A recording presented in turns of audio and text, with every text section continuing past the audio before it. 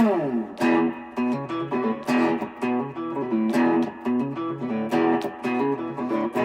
Clark Radio, talking about the sports you do and don't know, both within and surrounding Baltimore. Don't ask him about preseason games, oh no, stuff and things in Griffin Basso. Despite it being on the internet, he can call it what he wants, so Glenn Clark Radio, Glenn Clark Radio, Glenn Clark Radio.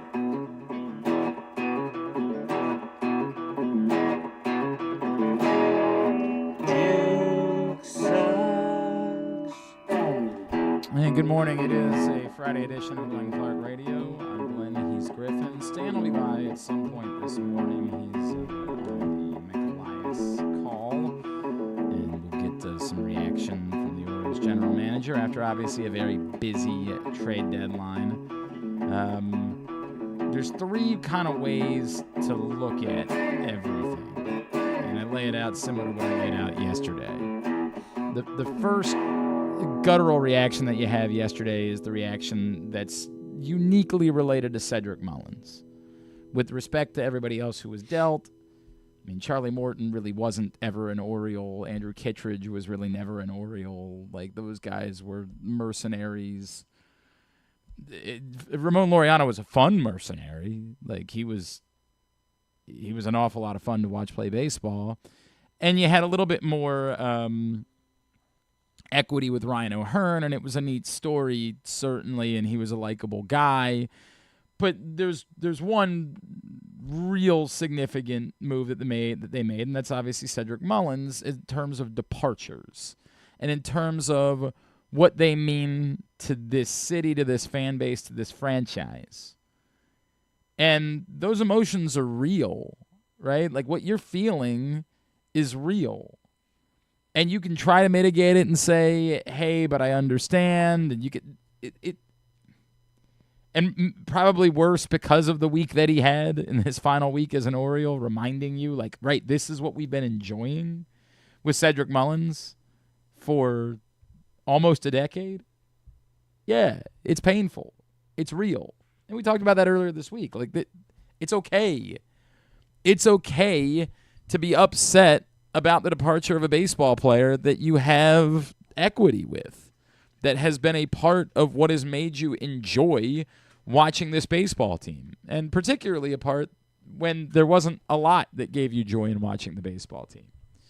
Truth be told, Cedric Mullins kind of became everyone's favorite Oriole because he was the most exciting Oriole.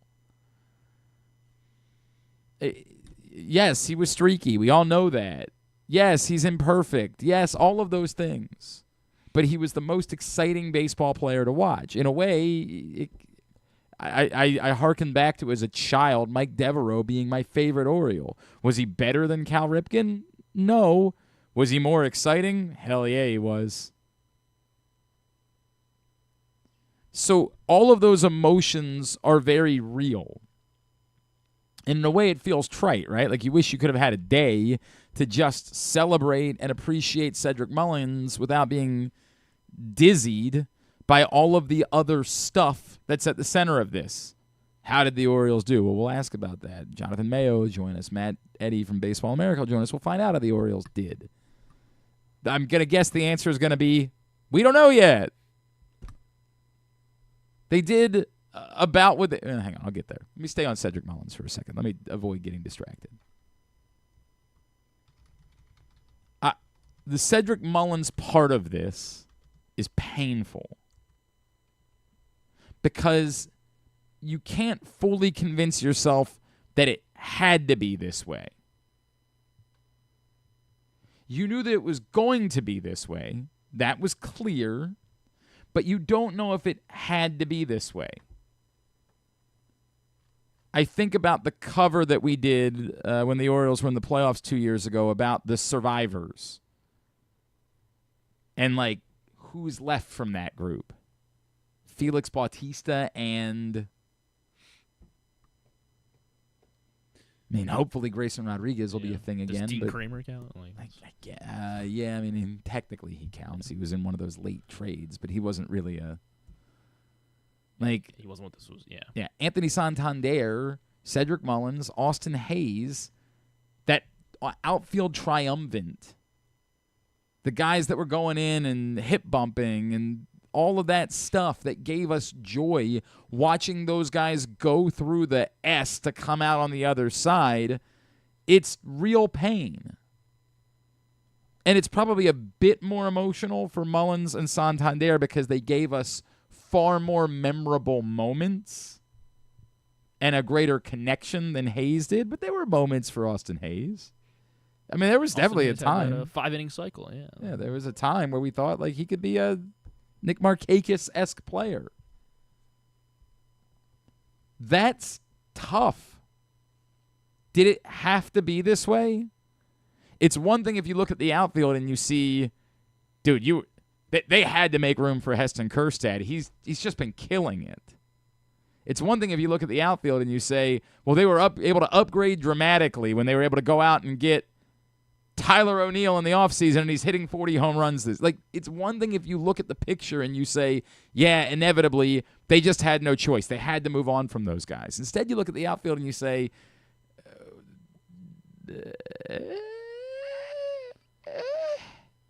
you want to believe Colton Cowser is a baseball player. Do you have any tangible evidence of that? No. You still want to hope.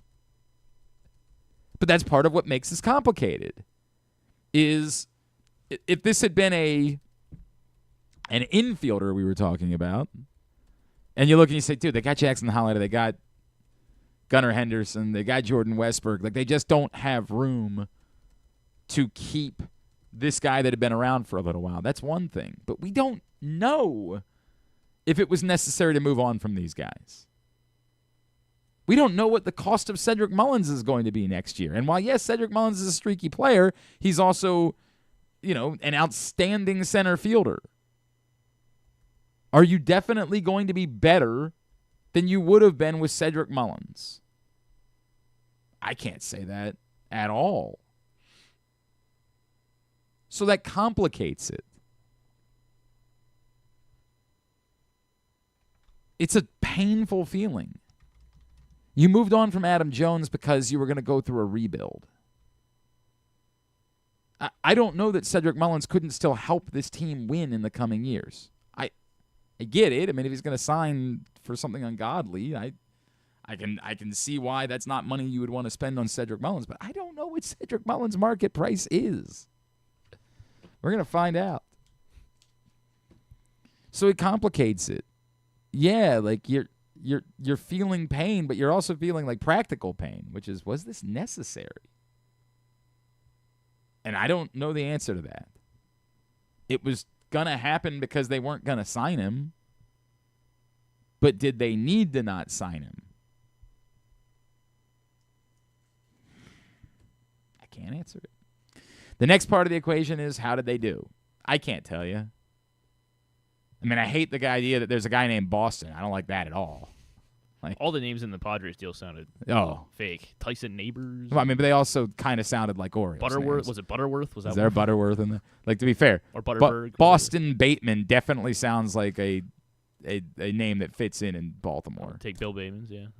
Well, I mean, Rashad Bateman, I think we all like, But Boston is a stupid name. Like, I'm sorry. Might be the nicest guy ever. I hope he proves to be Roger Clemens. But my God, what a dumb name. The place stinks. How'd they do? I don't know. They got a lot of guys. They certainly added assets. What will those guys turn out to be? Hall of Famers. I hope. All-Stars. I hope. I mean, again, we'll ask Jonathan Mayo. We'll ask Matt Eddy. But again, I think we'll hear the words intriguing. I think we'll hear interesting I think we'll hear a lot of those things. As was to be expected, because they did not have the type of assets that could land, game-changing prospects, they had to go after guys that, they could kind of take a chance on.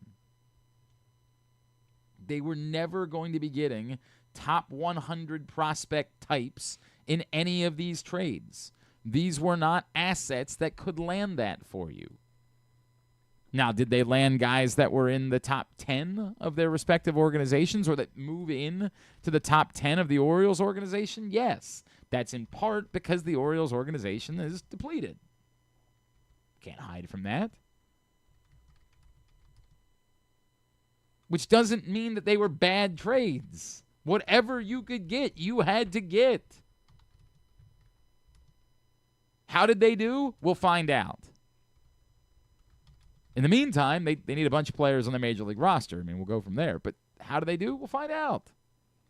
There are definitely some intriguing arms in this mix. Did they get anyone that's going to be a Major League-ready starting pitcher in the next year or so? I don't believe so. And that's probably the biggest hole that the Orioles face. And again, that's what makes this difficult. It's one thing if you're talking about a team that's going into a rebuild. It's another thing to be talking about a team that, at face, suggests they're going to try to contend again next year. Wouldn't trade away Trevor Rogers because they want to contend again next year. Did they get assets that will be difference makers? Maybe relief arms that will be difference makers in that conversation? Maybe. But they got some younger guys, some project-type prospects, some, again, guys that you're interested in, but no one that appears to be anywhere close to, Major League ready to be an impact guy. Which, again, that's what you're going to get when you make these types of trades. It doesn't mean you don't make them. It means it's a complicated conversation about where the Orioles are, which is why we've had the other conversations we've had of late. And that's where the focus shifts. What does all of this mean now moving forward for the Baltimore Orioles? That's the part that is... So we're looking at it and, they grab a guy that throws 104. They grab a guy that's 6'8", 6'9". And Well, but I'm saying, so that's are these things that Mike Elias thinks other teams are going to value with this winter? And that's what all this is? Right, so you're trying to get assets that are tradable again? I don't know. These guys are going to be flipped. Maybe. That's an option. There's the immediate, obviously, as I always say, there's the micro and the macro. The micro is today. Today, what matters? Today, presumably because you also dealt Ramon Laureano, which you didn't have to do, but always seemed like it was in play.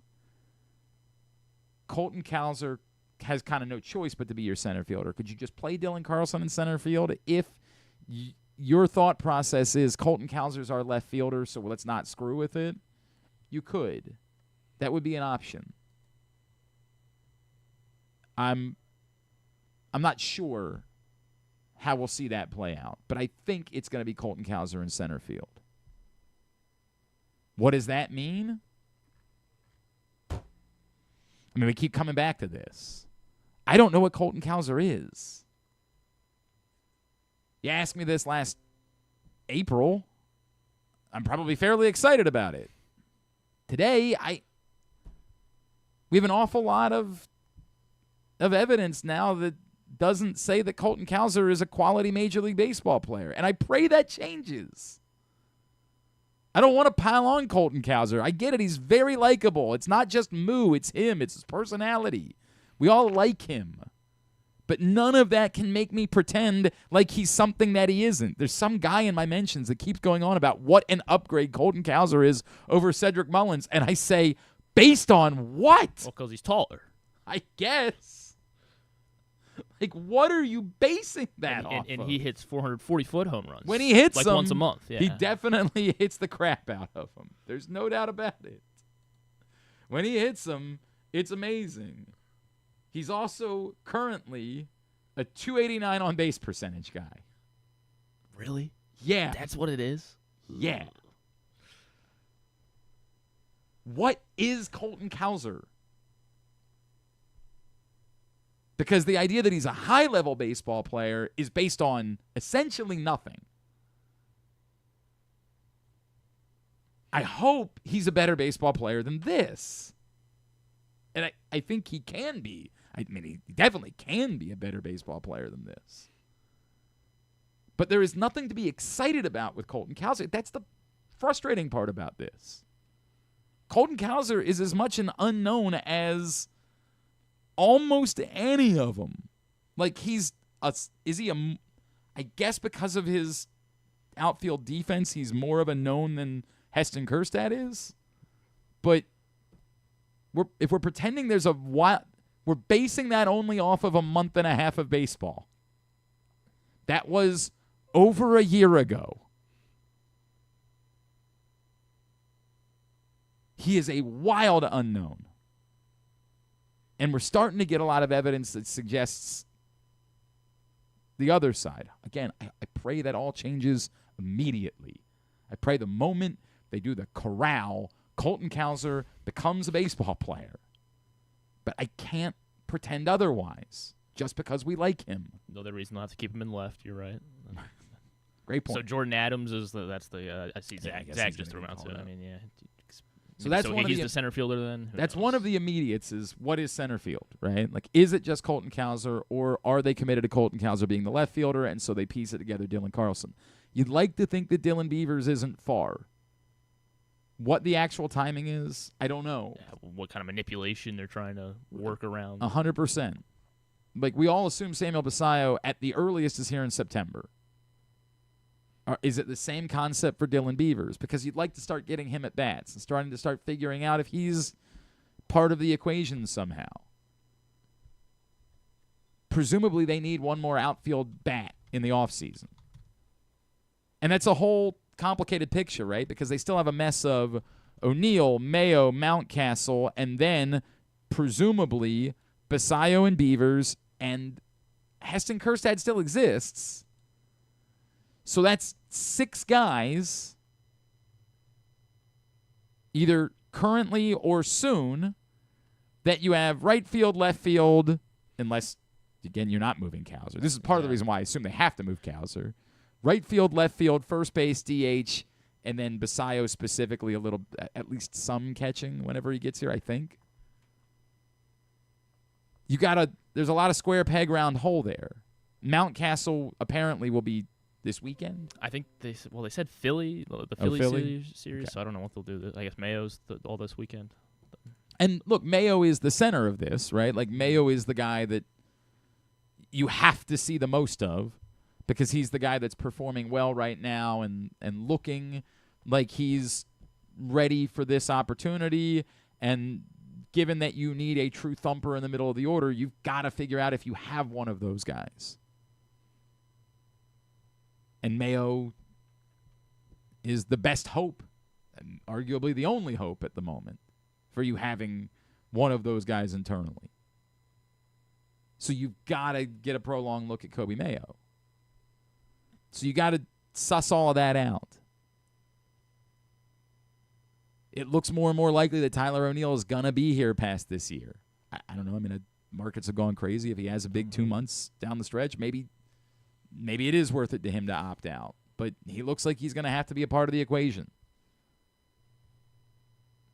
So as a DH, maybe, yeah. So then, how are you finding a bat? It's easy for everybody to say, "Well, you just DFA Ryan Mountcastle," and I can say that, but they're not going to do it. They're just not. Do they pray that they give him at bats for the next 8 weeks and he looks like a tradable asset again in the offseason? Perhaps. It might be that Ryan Mountcastle isn't in their future plans, but they're not just going to DFA him today. As much as everybody's going to scream that that's what they should do. It won't happen. So they got to figure all of that out. What does all of that look like? When is it Basayo and Beavers? When do they give Heston Kjerstad another look? He's certainly not banging the door down to come back at the moment, but He's not getting younger. This is the time. The team stinks. If you're going to hope that somebody can work some things out, this is the time to do it. But I get it. You don't really want to run around in left field. I understand that, too. Beavers has played 9 games in center. Yeah, a lot of people trying to do that yesterday. Where they're like, well, Beavers can be the center fielder. And I thought that maybe they had done more with Beavers in center field. They have not. 9 games this season. Yeah, 40, he barely played. Compared to 47 in right field, 23 in left. And last year he only played like 20-some. Yes. Yeah, 26 last year. He's played 110 games in 6 minor league seasons in center compared to 280 in right. And he's played more left this season. Might he be capable of playing center field? I don't know, but they certainly have not projected him as being someone that could play in center field. And Zach points out Jeremiah Jackson has played 3 games in the outfield this season. I assume he's your utility infielder. Yeah. I assume that's... He's played everywhere in the infield but first.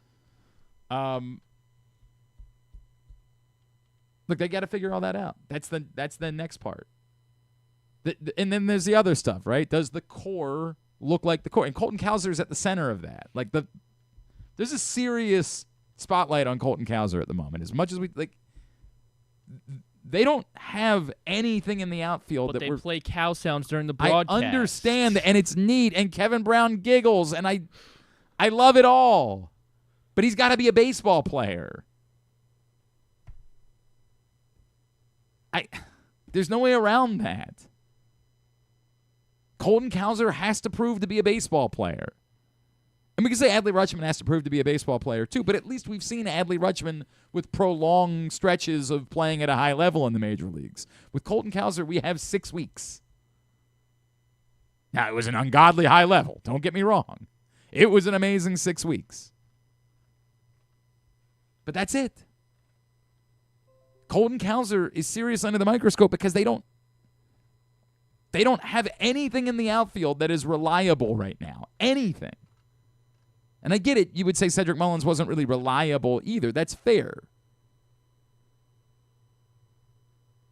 But that's where they are. There is nothing in the outfield that you say is a known at the moment. Nothing. The core is the next part of it. Does Adley continue to look better? Does he look more like himself? Does Gunnar continue to look better? Does Jackson continue to look better? Colton, to me, is the wildest question mark of them. Like, by the end of the year, we have to feel differently about this group of guys to genuinely believe they have a chance to compete for something significant next year. That's at the center of this. And then the pitching. Somebody got offended because I said that the rotation conversation was wide open going into next year. They're like, no, it's not. You know who's going to be in the rotation next year. No, I know who the guys are that are options. I can't pencil. The only thing I can pencil into the rotation next year is that Dean Kramer is going to be your 4. Because that's just the way that it works. Or sometimes a 3. Trevor Rogers is pitched like a 1 for 8 starts. And since they didn't trade him, he's going to be a part of the conversation, no doubt. What does he look like for the rest of this season? Does he look like this version of him? That could be dangerous because then they might convince themselves they don't need to go after a top-of-the-rotation guy. They've got that guy. In some bizarro world, it might be better if he doesn't look like this version of himself. That he looks like a more realistic version. Trevor Rogers could be your 2, your 3, your 5. I don't know where he slots into the rotation next year. Yes, we want to believe that Kyle Bradish will be on the higher end of the rotation next year, but what are we basing that off of? Hope. Yes. We haven't seen Kyle Bradish really pitch for a prolonged period of time in years.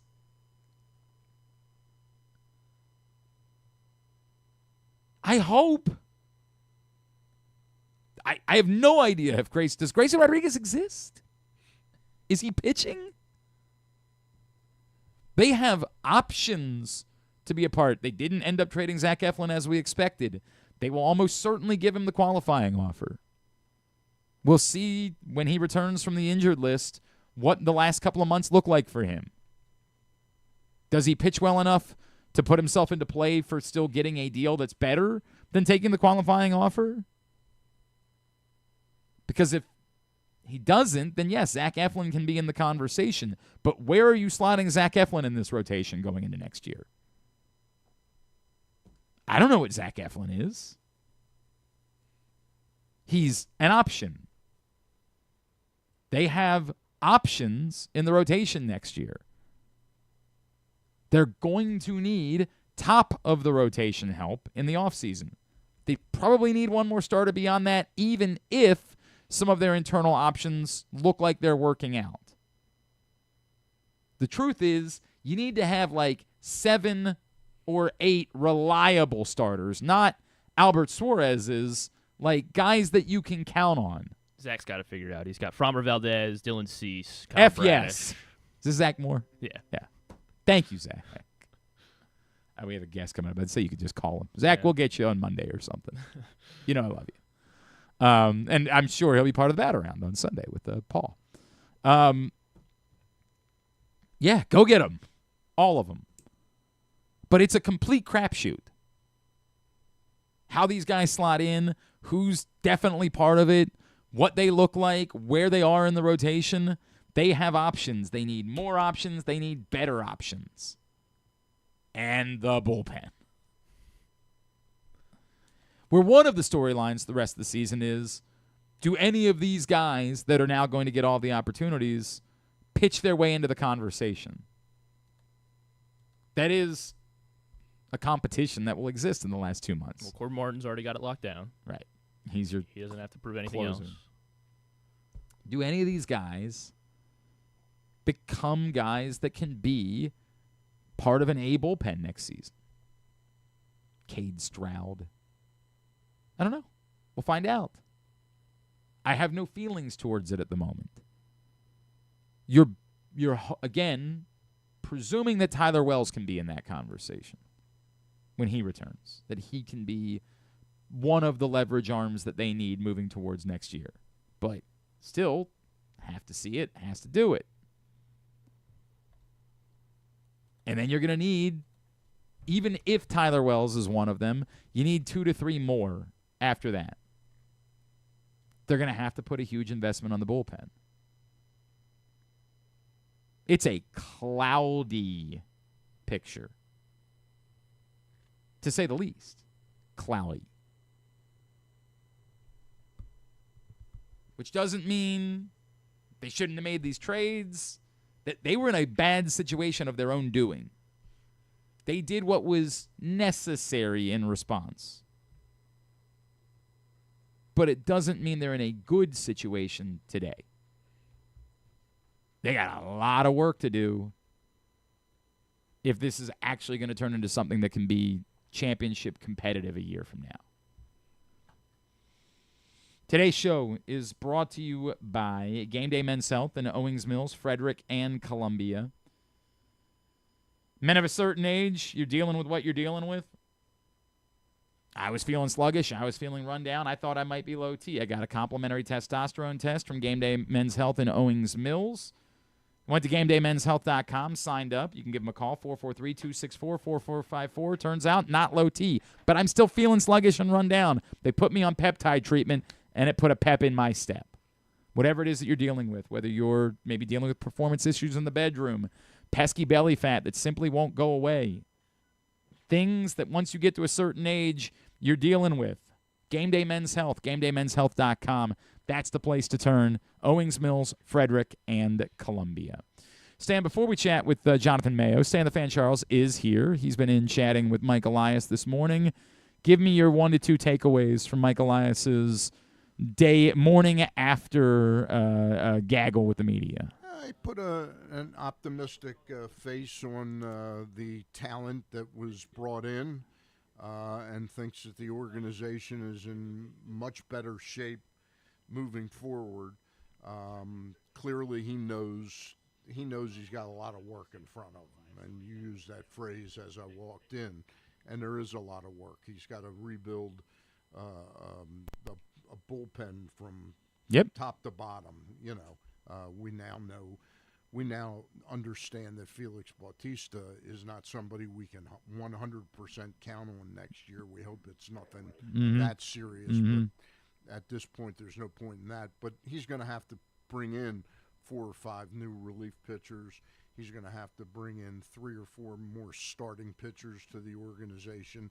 And I think the club is in need of a little bit more in the offensive side of things. So he's got a lot of work. There's an awful lot of work to do, right? He did say that a surgery for Grayson Rodriguez is now back on the table. This would be not a full elbow reconstruction. Okay. It would be a debridement of some okay. stuff that's in there, which is less problematic than a full-scale elbow rebuild.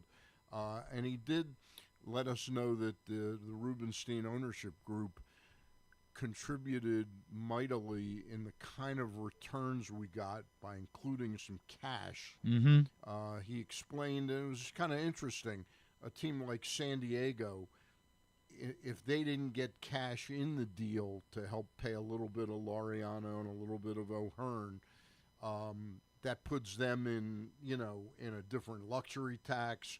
It also can change their compensatory pick situation and things like that.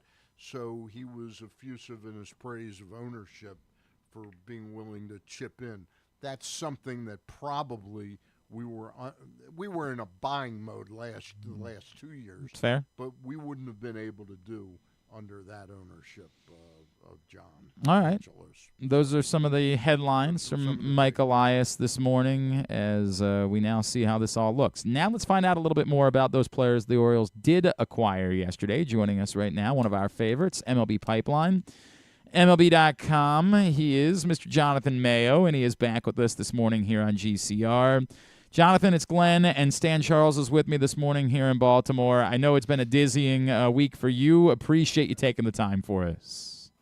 When I was asked to come on Friday, I honestly didn't know what day you were talking about, but thank goodness for Google reminders. Yesterday was the last 2 days, but yesterday always ends up being kind of exhilarating and exhausting at the same time. Well, I want to ask the question broadly, but I recognize that there are so many trades made that it might be too broad to ask, because I want to broadly ask, how do you think the Orioles did in making these deals? But I understand I'm asking about 70 or so different guys. Yeah, I think they did pretty well. It's kind of interesting because what we do is when teams like the Orioles who are bringing in prospects, from my vantage point, those are the teams that are buying, but they're buying future. And we place them immediately on top 30s. And, we've talked before, the system's been thinned out by guys graduating and some of the trades they made, when they were competing. And so this was stockpiling.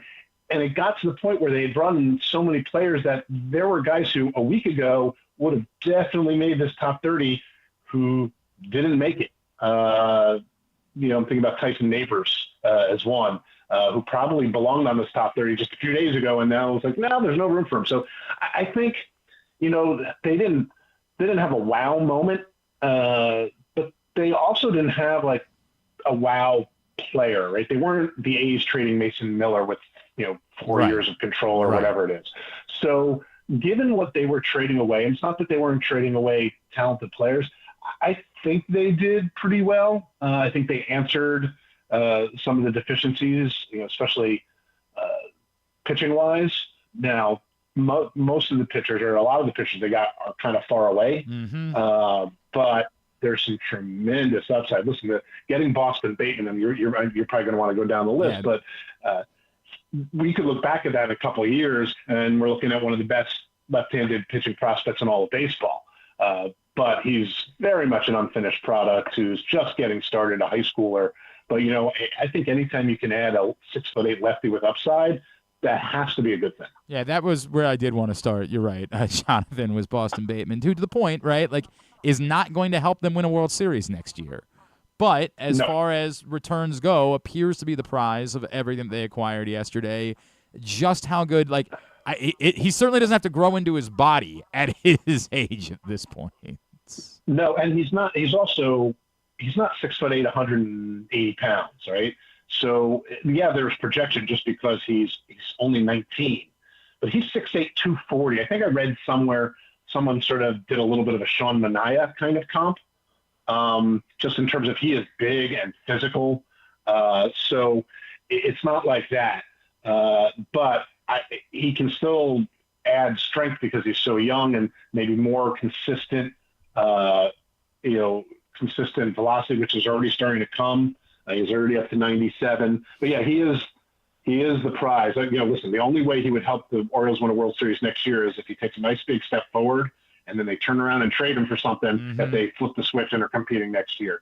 But assuming that he stays put, it's going to be a couple of years, but the payoff could be huge. That's always the risk reward with high school pitching.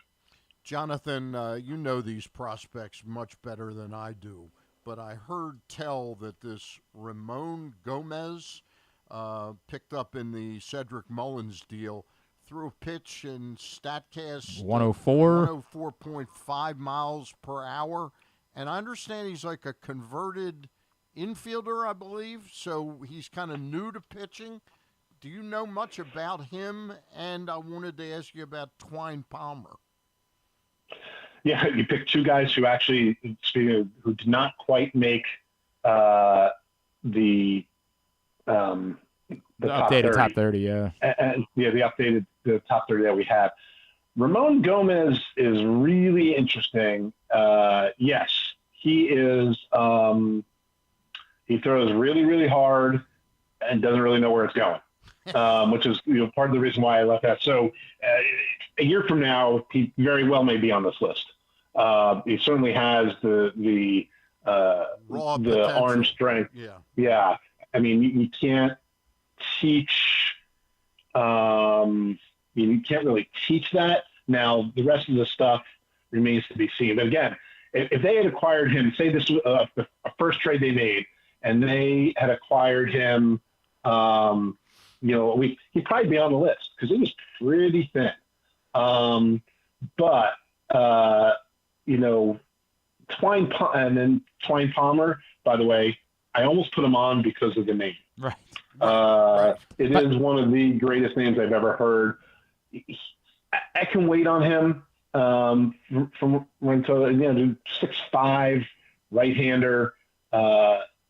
He's interesting. Just getting started. He's not throwing a lot. Command issues, but he can miss bats. It's an interesting package, but again, really, really far away. So what they were able to bring in an organization that had very little pitching to be excited about are a lot of guys who, is there a lottery ticket feel to some of it? A bit, but with some knowledge. Right? That's a little unfair to what the Orioles did here because a lottery ticket is chance, right? But there's a lot of risk reward with bringing these kinds of guys in. And, if they continue to take the steps forward, Twine Palmer just starting, he's thrown 42 innings this year. It's been good. It's very encouraging. He's 20, and doesn't turn 21 until the end of, this month. It's August. A year from now, we may be looking at this and be like, holy cow, look at these guys. Yeah. It's going to be fun to go check out the Orioles, A and high A affiliates next year, I think, because you're going to see a lot of really, really interesting, if unfinished, pitching. One more player I wanted to ask you about because I was really excited at the Orioles maybe holding on to Andrew Kittredge when the dust cleared the first night, Thursday night. I said, it looks like Kittredge is going to end up staying and being part of this bullpen. They flipped him to the Cubs for a pretty highly paid 17-year-old shortstop, Wilfred de la Cruz from the Dominican Republic. Would I be right in saying that Kobe Perez was pretty familiar with this young player And do you know much about him? Because he got, I think, a $2.5 million signing. 2.3, yeah, 2.3 million from the Cubs. Was one of the highest paid players.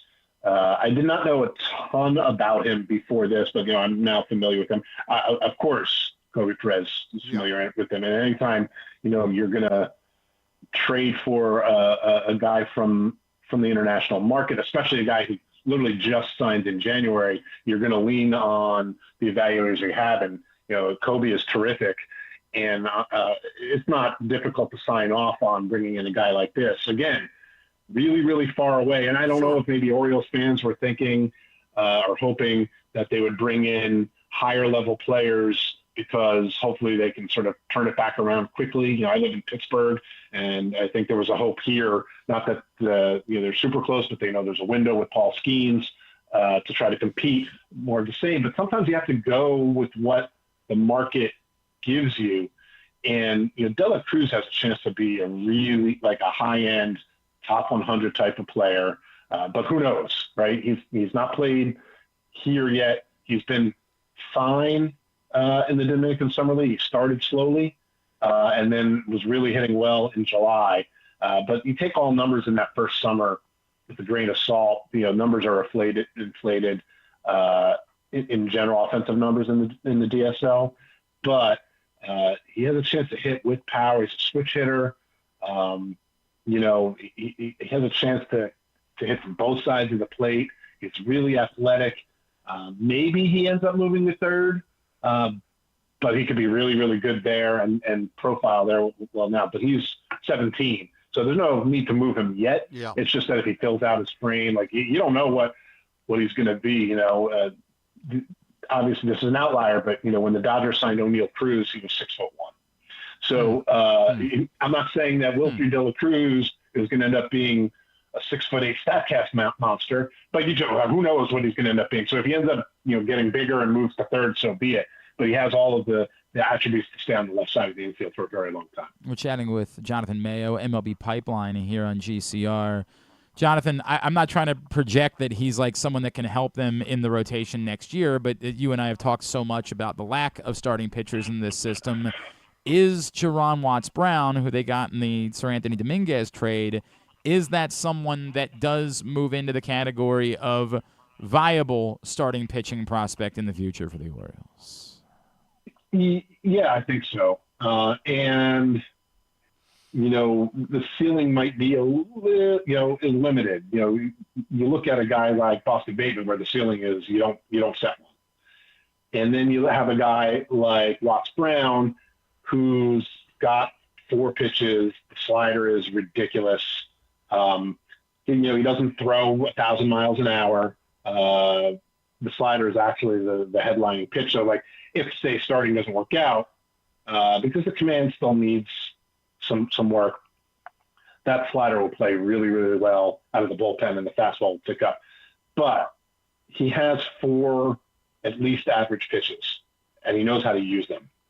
So I don't think in any way, shape, or form he should be taken out of a rotation and put in the bullpen. Mm-hmm. It would be more like they're competing and they need help. Boy, that might look good in the bullpen for the short term, and let's see what happens, especially because of the walk rate. But this has been a really good bounce back year. He's been in Double-A. I think you could either move him to Triple-A next year or start him in Double-A again, and then move him from there. And yes, I do think that he can impact the rotation next year. He's not this guy is going to be the head of our rotation kind of guy. Right. But all the pieces are there for him to be a really valuable rotation piece. Unfortunately, the Orioles haven't had one of those guys in ever. It seems like. I want to ask about somebody that we haven't talked about. It's funny. You and I have all these conversations. We talk about Samuel Basallo. We talk about Enrique Bradfield. You and I haven't spent a lot of time talking about Dylan Beavers. And it looks like the Orioles have a complete unknown now in the outfield. By the way, Mike, during his presser, said that Beavers he'll be here before the end of the Basallo year. will both be up. And right now, Colton Cowser's obviously part of the equation, but has struggled mightily this season. Tyler O'Neill looks like he'll probably end up opting in and staying in Baltimore, but I don't know. Maybe he's hot for the next 2 months and that changes. We'll see. what is Dylan Beavers as someone that probably does have an opportunity here at the end of the year to start staking a claim for one of these spots in the outfield? I mean, he's put himself in position to get that opportunity to show that he can do it. And I know that the Orioles have sort of run a bunch of these bats up the ladder into Baltimore with varying degrees of success and failure. Mm-hmm. And this year has been really exciting. He's streaky. But this year he's been probably more consistent than he's ever been since they drafted him back in 2022. And, the hit tool has come along. The strikeouts he's cut down. So he's getting to the power more. He runs well. If he stays in the minors, he's got, he'd have to go on a little bit of a home run binge in August to get to 2020. But, he's always had an interesting amount of tools. And for him to sort of profile in that outfield corner consistently, he had to show a more consistent ability to make contact. And he's done that this year. He's always drawn walks. So cutting down the strikeouts, his swing decisions are better. And that's why the numbers are much better this year. So I think that he's got a chance to seize that opportunity. And it's kind of the perfect storm for him because they needed to see him be more consistent. He's been more consistent on the base paths too. He's picking his spots. He's much more efficient there. He's not getting caught as much, but mostly with the bat. That's been the biggest question. And so he's done that right at a time where there seems to be that opportunity. So, if Mike Elias is saying you're going to see him, I think this is a great opportunity where the stakes aren't as high. They're not competing, right? They're going to get a look at him for next year. Play him every day. Play him every day for whenever it is you decide to bring him up, and see what you have. So that way you can go into 2026, maybe having a little better idea of how he might handle the situation. And even if he struggles, he's learned a lot from that, and he goes into spring training competing for a job. Now, maybe they wait long enough so that he doesn't exhaust his rookie status, right. So that if he makes an opening day roster, he has a chance, and has a huge rookie year, he can be a extra draft pick kind of guy. That probably makes some sense. So they'll probably time that, and so he doesn't get to 150 at bats or whatever, 130 at bats, and go from there. But other than that, I think you'll see a fairly extended audition for him at the end of the year. Jonathan, I got two more players I wanted to ask you about. The trade of Charlie Morton to the Tigers netted a 6'7" Micah Ashman, who's in Double-A with the Tigers organization. What can you tell us about him? And my final player wasn't picked up in a trade yesterday, and maybe Glenn's already talked to you about him a couple weeks back, but the trade of Baker netted us Slater DeBrune, who got a $4 million signing bonus, way over slot. Tell us about those two players. Well, I'll start with Slater DeBrune, mostly because I know more about him. Jim Callis, who I know you've had on also. Yeah. And I split up the draft. And Slater DeBrune is in my neck of the draft, as Jim and I like to do. I have the Pacific Northwest. Okay. I am all in on Slater DeBrune. I had the chance to meet him at the draft combine. If you get a chance to book him on your show, do it. His personality is off the charts, but also he's very, very, very talented. I think, I don't typically like comps, but because I know Slater is, kind of all in on this, do you guys like Corbin Carroll? Yeah. Okay. So, they're from the same part of the country. We take it. Yeah. And Slater DeBrune, by the way, is more advanced, more physical than Corbin Carroll was at this stage. But so I mean, he's jacked. When you meet him, he is really physical, compact, strong. He can really run. He's going to hit. He can play center field. 1,000 watts, high energy.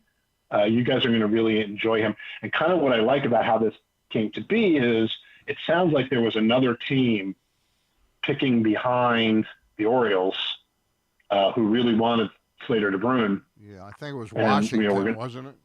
I believe that's correct. It escaped me. The draft kind of blurs after a while. Yeah. And the Orioles, with their huge bonus pool, were like, they're just going to take him. I mean, this is a first-rounder caliber player we're getting, and so they did. I'm glad that it worked out and they came to terms, and he's a really excited player. And Mike Ashman is, he is 6'7". He's a reliever. It's funky.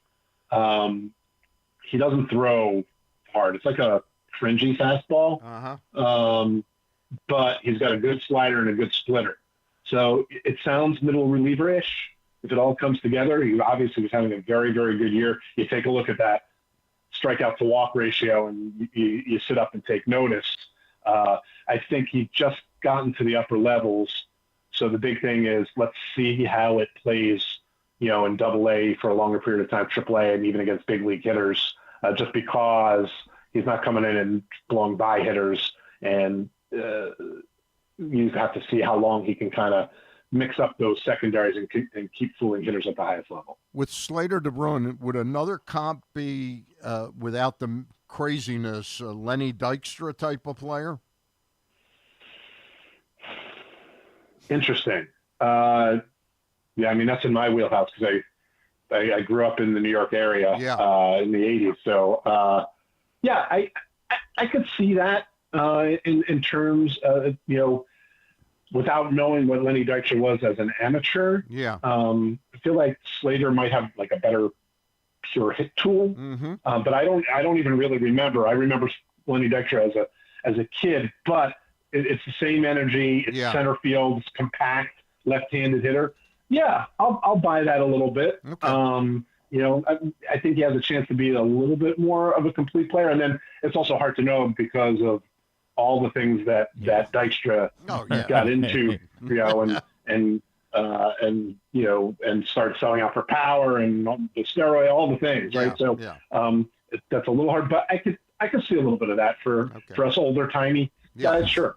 Hey, Jonathan, as always, we ask you to come on for 15 minutes, then I keep you for like 45. What can I plug for you, my friend? No, it's all good. We're jumping right into a full re-ranks. We kind of did a little freshening up of the top 30s ahead of the trade deadline, so that some of the ranks of the top guys in each organization were a little more relevant to what's going on right now. And now we're going to fold in all the draft guys, the Slater DeBruins of the world, into everyone's top 30s, and that'll be out, I think, somewhere around August 11th or 12th. Excellent. We'll look forward to that and probably bug you again then. Thank you, Jonathan. Jonathan, always appreciate it. Thank you, stuff. sir. Thanks, guys. Jonathan Mayo with us here on GCR. We will try to have some other Matt Eddy from Baseball America is going to join us in a few minutes. We'll try to find some. Eddie Matt? Not Eddie Matt, no. Not or Eddie Matz. Not your cousin like they all are. Look, as I said, Jonathan Mayo's my cousin. Is he also your cousin? They're all your. Every time I turn around, we don't like to talk. Stan about has another cousin somehow. It's unbelievable. John Colson. We'll be talking about some. I swear to God, we'll be in conversation, and this is a straight shoot, and Stan will just be like, "Well, he's my cousin," and I'll be like, "What? How are they all your cousins? All of them." I heard from your cousin Ron was interacting with me on Twitter yesterday. Ron Matz? Yes, of course. By the way, how was your trip? I had a great trip. Really, really had a wonderful time. It's weird. I know what goes on out there. Stays out. No, it's a weird Stan. It's such a funny line, right? Because in a way, it was too short. Because I was trying to do 3 different things on this trip. Right. One of my best friends from college is the marketing director at the Circa, and that's how it all came about. Right. And I had skipped his bachelor party because my wife was pregnant, and I have owed him a trip for years. Right. And so he kept bugging me about it. And then at the same time, legitimately, I have 2 aunts, 2 uncles, and 3 first cousins that all live in Vegas. And the only times I have seen them in the last 15 years have been when my grandfather and grandmother passed away. So I have wanted to just see them. Good time, yeah. And then we have John Colson and I, when the Ravens looked like they were going to be in the Super Bowl in Vegas 2 years ago, we had started working on trying to do something with the Circa. Right. And so that's something that I've wanted. I've been a regular guest on VSiN over the years. They're based in the Circa, so there's like all of these things that I wanted to do all at the same time. So in that way, the trip was entirely too short. Right. Because I just wanted to do all of this stuff. On the flip side, you're in Vegas, and you can only be in Vegas for so long. Yeah. It will eat you alive. You need some more peptide treatment. Yeah. It will eat you alive, Stan. I actually had to make a phone call to my wife about a financial situation at one point during the week. Vegas is a monster in that way. Yeah. So, yeah. And what point in the trip did Griffin come out and join you? Well, so I do feel bad for Griffin because he had to sit and watch how much fun. He wasn't upset at all. I'm sure he was. Well, but it's really difficult because Griffin gets the reminder of this is what our week would have been like had the Ravens won the AFC Championship game 2 years ago. Right. Because Griffin was going to be going on that trip had it worked out and would have been doing the show. Exactly how's that a benefit to Griffin? That would have been. It wasn't a benefit. I genuinely felt bad that he had to sit and watch. I thought about ending my Ravens fandom. Right afterwards, we were doing the show from. I talked to him about it. He was not. He really didn't. No, he didn't want to go. Oh, he didn't want to go. Yeah. It was. We had a great time. The folks at the Circa were wonderful to us. I don't know if you on Monday. I did my show while lounging. I was lounging in a chair poolside. We said that. Yeah. Looked like a solid time. So yes, had a great time in Vegas, but it needed to end. I needed to. Like we actually had a flight issue on Wednesday night, and I was like, I can't spend another day in Las Vegas. I can't do it. You're sure Aaron was like, this is a sign. You should just. Oh my God, Aaron's already working on me coming back out in November. Do you know Maryland's playing in Vegas? They're playing 3 basketball games in Vegas in November, and he just informed me that they booked good. The Circa the Circa's hosting a music festival, and they just booked Maryland's own Good Charlotte to be one of the headliners of that music festival, who, of course, is right in my wheelhouse. He's like, buddy, part 2. I don't think I can do. I'd love to.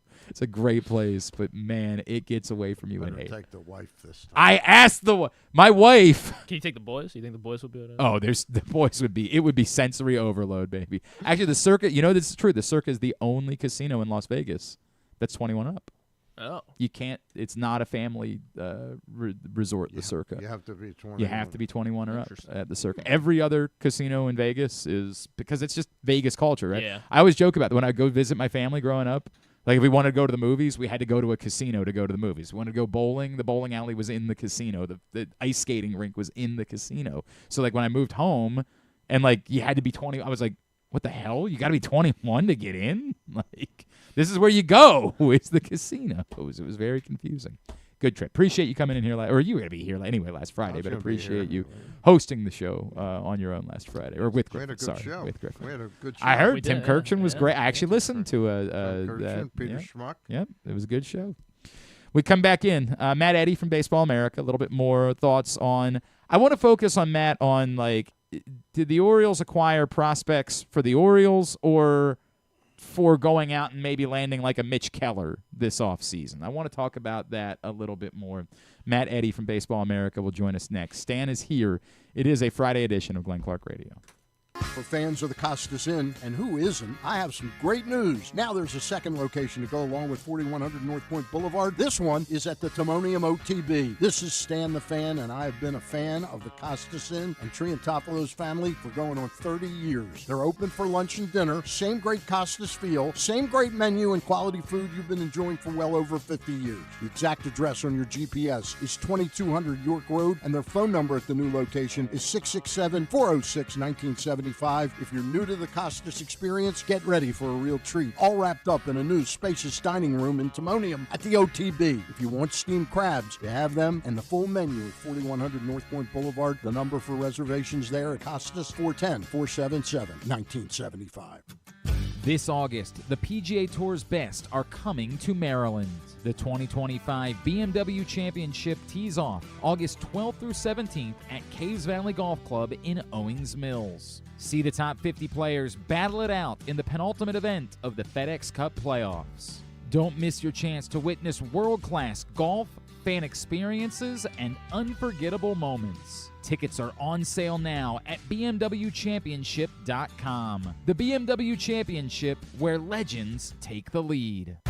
This August, give your game day an upgrade at Live Casino. Enter to win an ultimate football package. We're giving away over $50,000 in game-changing prizes on Friday, August 29th. Earn entries daily for your chance to score a 100-inch TV, a state-of-the-art soundbar, and so much more.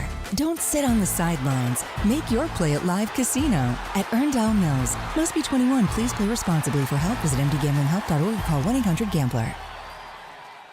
Driving in Maryland? Did you know an Easy Pass from driveeasymd.com can save you time and money? Of course you did, because you are a thrifty driver. An antenna reads your Easy Pass transponder and automatically deducts the toll from your Easy Pass account. Learn more at driveeasymd.com. Gambling can be a fun and entertaining experience, but there are risks involved. If you're planning on betting on the game at the casino or on your phone or computer, know your limit, stay within it. Set a budget and a time to stop. Remember, gambling isn't a financial solution, and it doesn't mix well with alcohol or drugs. Know the risks and have a plan before you begin gambling. For free and confidential services, call 1-800-GAMBLER 24/7 or go to helpmygamblingproblem.org. Want to improve your golf game or learn to play for the first time? The Baltimore Golf Academy has fun, instructional programs for the beginner golfer to everyday players. The Baltimore Golf Academy can take your game to the next level. Enroll today at baltimoregolfacademy.com.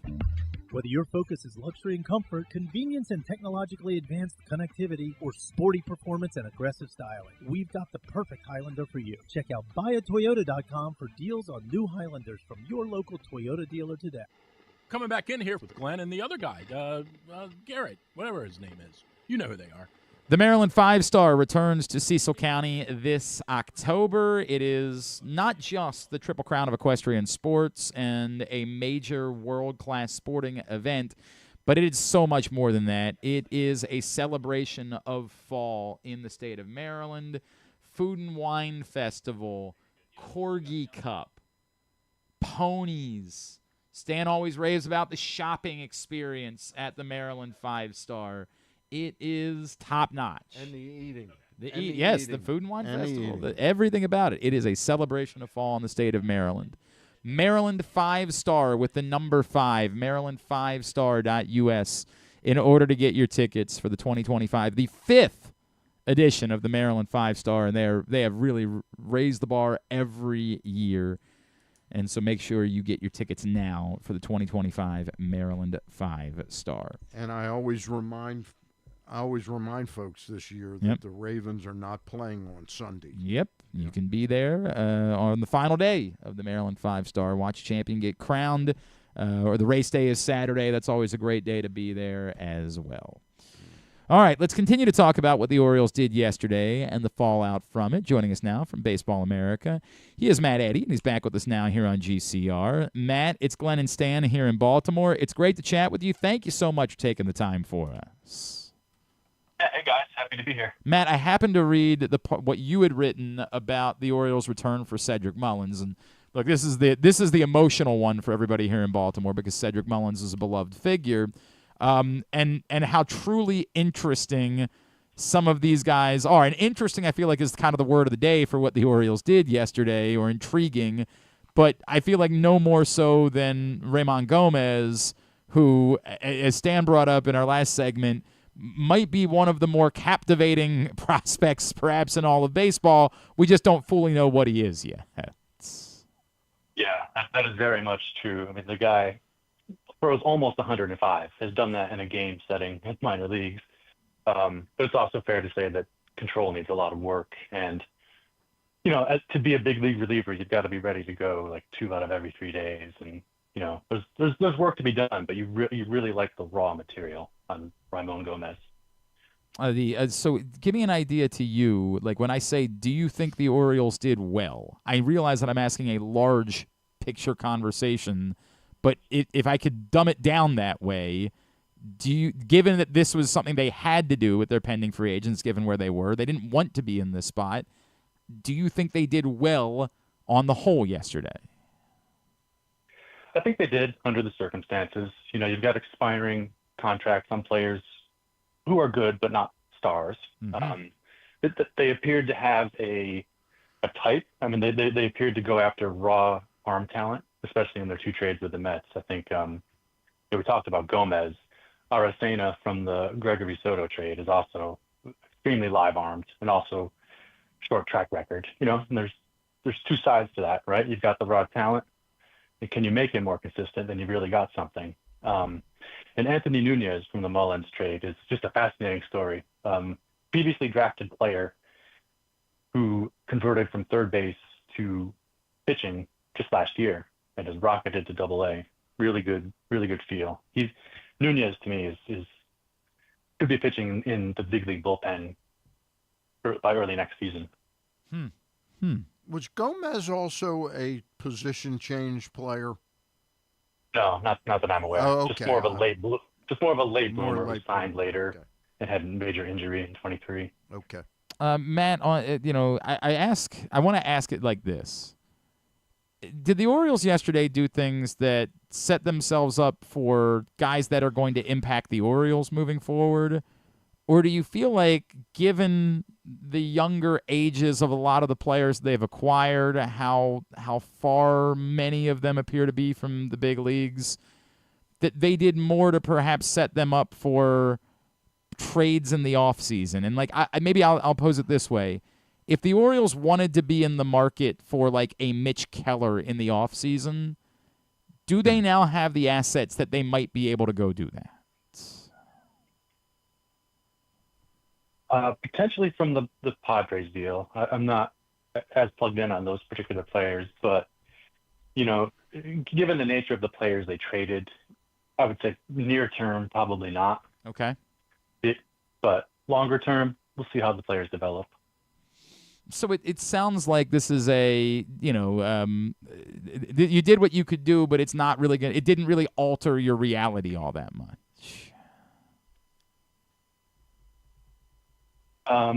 Yeah, I mean that's just the nature of the trade deadline now. If you're trading expiring contracts, you pretty much have to be a year or 2 ahead, right, to really get the big prospect return. And as you mentioned, the Orioles just were not in a position to be looking to do that in previous seasons.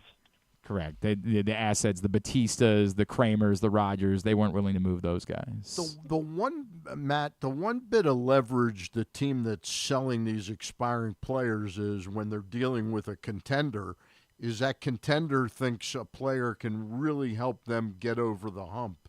And it seems like that Kittredge trade where they got a 17-year-old high-end prospect who got $2.5 million just a year and a half ago or so from the Cubs, Wilfred De La Cruz. Is that kind of what set that trade in motion? Yeah, I think desperation begins to creep in for the contenders. If they wait to act, you kind of have to reassess your standing on some of your prospects. Matt, who do you think did the best of everyone yesterday? Who do you think it was? If we did a trade deadline winner loser, who do you think the winners were on trade deadline day? Well, in many cases, the rich got richer. That's the way this has been trending for years, where the contending teams with the high payrolls can take on the contracts and don't need to mortgage the farm to do it. In terms of selling, I think the Orioles did well. I like what the Twins did in terms of clearing out some payroll and trying to sell that franchise and just reset, because they do have some core players, but now they can build around them with younger players. Were you surprised at the end of the day, after so much buzz about the Dodgers being, close on Stephen Kwan and that he was likely to be traded? Was the asking price just too great for the Dodgers? Potentially. I mean, obviously they have the talent to do it. I mean, you never know what the the gamesmanship is. Like the rumors being floated, like what, who's floating it and why. You're never quite sure. Matt, before we let you go, I wanted to ask you, because you wrote about recently another guy that obviously has nothing to do with the trade deadline, but I know that Orioles fans are starting to get excited about. Can you tell us a little bit more about Nate George and like how real this is and how legitimate he's becoming within this system? Yeah, he's starting to generate some real buzz. 16th round pick out of high school. It went over slot to sign him. It's really unusual for a player like this to pop, but I think their scouts identified a talented player, and they're in the process of developing into somebody who could be like a speed, glove-oriented major league starting outfielder. Matt Eddy, Baseball America. Matt, what can we plug for you? What can we plug about Baseball America? Yeah, Baseball America. All of our trade coverage is up. We ranked all the prospects traded. We're going to have farm system updates with all this movement and probably by the next week. So excellent. Yeah. Excellent. Matt, really appreciate you taking the time for us this morning, man. Thanks so much for hopping on with us. Yeah, thank you, guys. All right, that's Matt Eddy from Baseball America. Stan, I want to react a little bit to one, and I think we've got the video, Griffin. I think this is the clip that I just sent to you. You obviously were on the Mike Elias call this morning. Yeah. One particular part of the call is getting a ton of reaction on Twitter this morning. I think this is the clip. Jerry Coleman was sending out some video. So I want to make sure. Unfortunately, I was obviously in here doing it, so I didn't hear it exactly. So I want to hear it myself. But let me listen to this. You were busy with your Vegas trip. 100%. I had a lot going on, Stan. Still recovering for what it's worth. Got it? Oh, okay. Sure. What is it? Just not ready yet, Griffin says. Yeah, you don't want to eat raw eggs. That's a good point, right? You do want to make sure they cook first. I am in agreement about that particular topic. And then if you put the cheese on, you don't want the cheese to be too loose. Yeah, but that's not going to kill you. That's not going to, we could do this. I would say we could do this with the cheese still loose. Yeah, you could. We could play the clip if the cheese was still a little bit loose on this one. The raw eggs thing, I am with you. You don't want to do that. All right, what, you guys want to hear from Mike Elias? I did want to do that. But looking at our record, our front office and our entire operation made the decision to sell at the deadline. And I think in the context of that, we are very pleased with the talent that we've received in return. And I think along with our draft, this has been an enormous injection of talent into the Orioles organization over the month of July. So this has been, I think, making the best of a very disappointing situation for us in 2025. And we now set our sights to the remainder of this season. We hope that the play on the field continues to move in the right direction, particularly with our core players that we're going to be counting on the rest of the season and next year. And we'll get to work on improving and setting the roster for the 2026 season throughout the course of the second half, including outside moves as they become available on the wire and perhaps in free agency, but also we'll look to promote some of our promising young players from Norfolk as we go along. So a lot to look forward to. This has been, a season with a lot of negative things transpiring, but we've made the best of it at the deadline, and we hope that brighter things are ahead in the very near future. All right. Unfortunately, that wasn't the clip I was hoping it was. That's the bummer. I was looking for the clip, and maybe we'll find it somewhere else. Okay. At one point, he said, quote, "We are sorry that 2025 has gone this way. Mm-hmm. A lot needed to go wrong, and it has," unquote. And I feel like that's garnered a lot of reaction, that particular quote here, because it sets up nothing. You can't undo anything that's happened to this point, right? You can't do it. We can say you can't get out of the Tyler O'Neill contract. Amazing. Well, I mean, darn. Again, Stan, you hope that he hits. It's a real He'll conundrum. hit over 30 home runs next year. Seriously, but he will. There's this real conundrum for because Griffin is in particular like an anti-Tyler O'Neill person right now. where like you want to say maybe he could have a red hot 2 months and then he'd want to opt out. But if he did that, then you might find yourself saying, well, maybe we want that version of Tyler O'Neill on the team, and you don't want him to opt out. It's this weird spot that you find yourself in where you can't root for him to perform poorly because then you're stuck with a poor player for another couple of years. The disappointing thing about watching him is clearly this guy can hit, okay? Mm-hmm. He's got immense power, and I saw his swing sort of, and I said, he's about to get hot. And people were looking at me like I was crazy. Mm-hmm. And Bruce Posner made a couple bucks on him. Oh, yeah, right. Hit home runs. That's not bad. But watching him play as a baseball player, God, he's really not a good baseball player. In other words, he doesn't. Hitter. Right, he's a hitter. Right, correct. He's very much a one-trick pony. Right. He's not a decision maker. I mean, watching him the other day, I know you were in Vegas. Yeah. The pop-up. I saw back. it. Okay. Yeah. And you saw he's having trouble. Yep. And he's there like frozen 10 steps away. Yep. And the ball's still way up in the air. It was reminiscent of Heston Kjerstad earlier this season. You got to call that ball and take charge. 100%. Yeah. Stan, I'm not trying to rehash what happened last offseason, right? Like, we can all – we had the conversations coming into this year. Like, I think it's the way that it's worded. A lot needed to go wrong, where I think most of us would say, well, it's kind of the opposite of that. For the offseason to have worked, everything needed to go right, which was what we laid out before the season began. Is it possible that everything can go right, that Kyle Bradish and Grayson Rodriguez could come back at some point and could be impactful, and it could work out with Sagano, and it could work out with more? Like, everything needed to go right for this to have worked. To say everything needed to go wrong or a lot needed to go wrong, I guess, but it's more, this seems like a reasonable amount that went wrong. The only things that have gone, like Gunnar Henderson hasn't been as good as we expected Gunnar Henderson to be. That, I think, is unreasonable.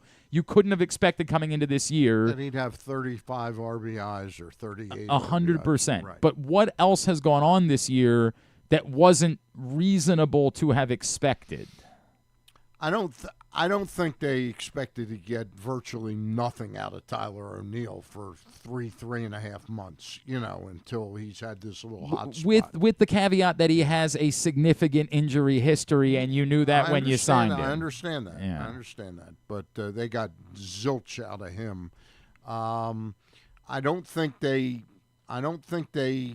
sort of sized up the Grayson Rodriguez situation as something that really they needed to compensate more for in the off season in case it went bad. And I think that's probably one of the biggest things.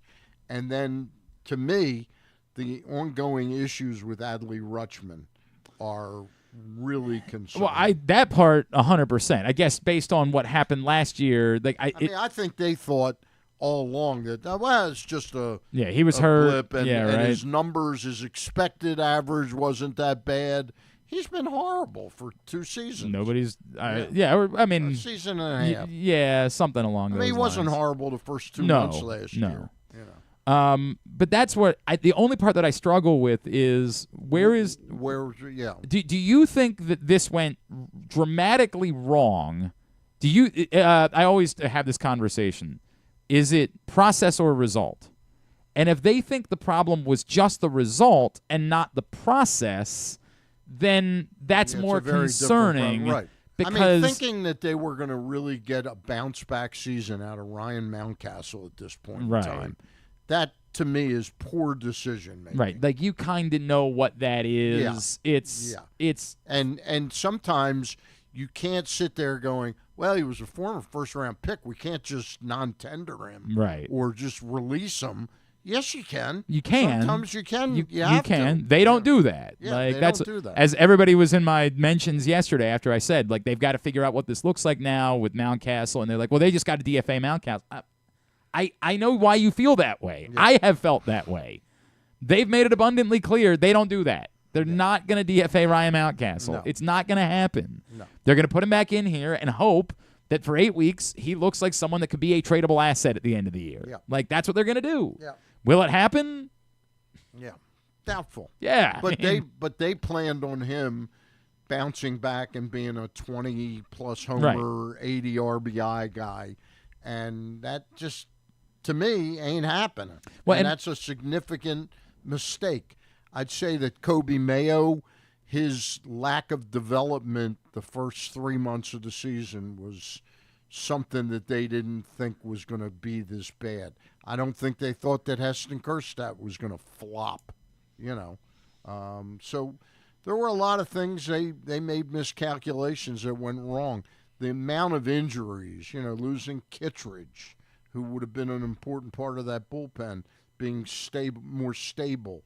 Westberg's continuing injury problems. So there were a lot of things that went wrong, but I didn't get that whole answer that, Stan, I lay it out this way. I, at the moment, believe that the path to contention, and I'm hard-pressed to believe it's World Series contention in 2026, but the path to major playoff contention involves the acquisition of 2 legitimate starting pitchers, 1 a high-end starting pitcher. Correct.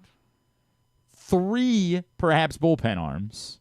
At least 3. And I'm including the idea that, to me, in that, and as I do that, man, get somebody out of these trades. Or that one of these guys that's now going to be thrust in, it could be that by the time we get to the end of September, we say to ourselves, man, Kate Stroud really is something. Yeah. Like, I'm giving that caveat, and I still think Tyler Wells is in that conversation as well. Like, I can't believe smart people like Peter Schmuck is writing about him returning to the rotation. I have no idea. Why wouldn't the world would you want to explore that?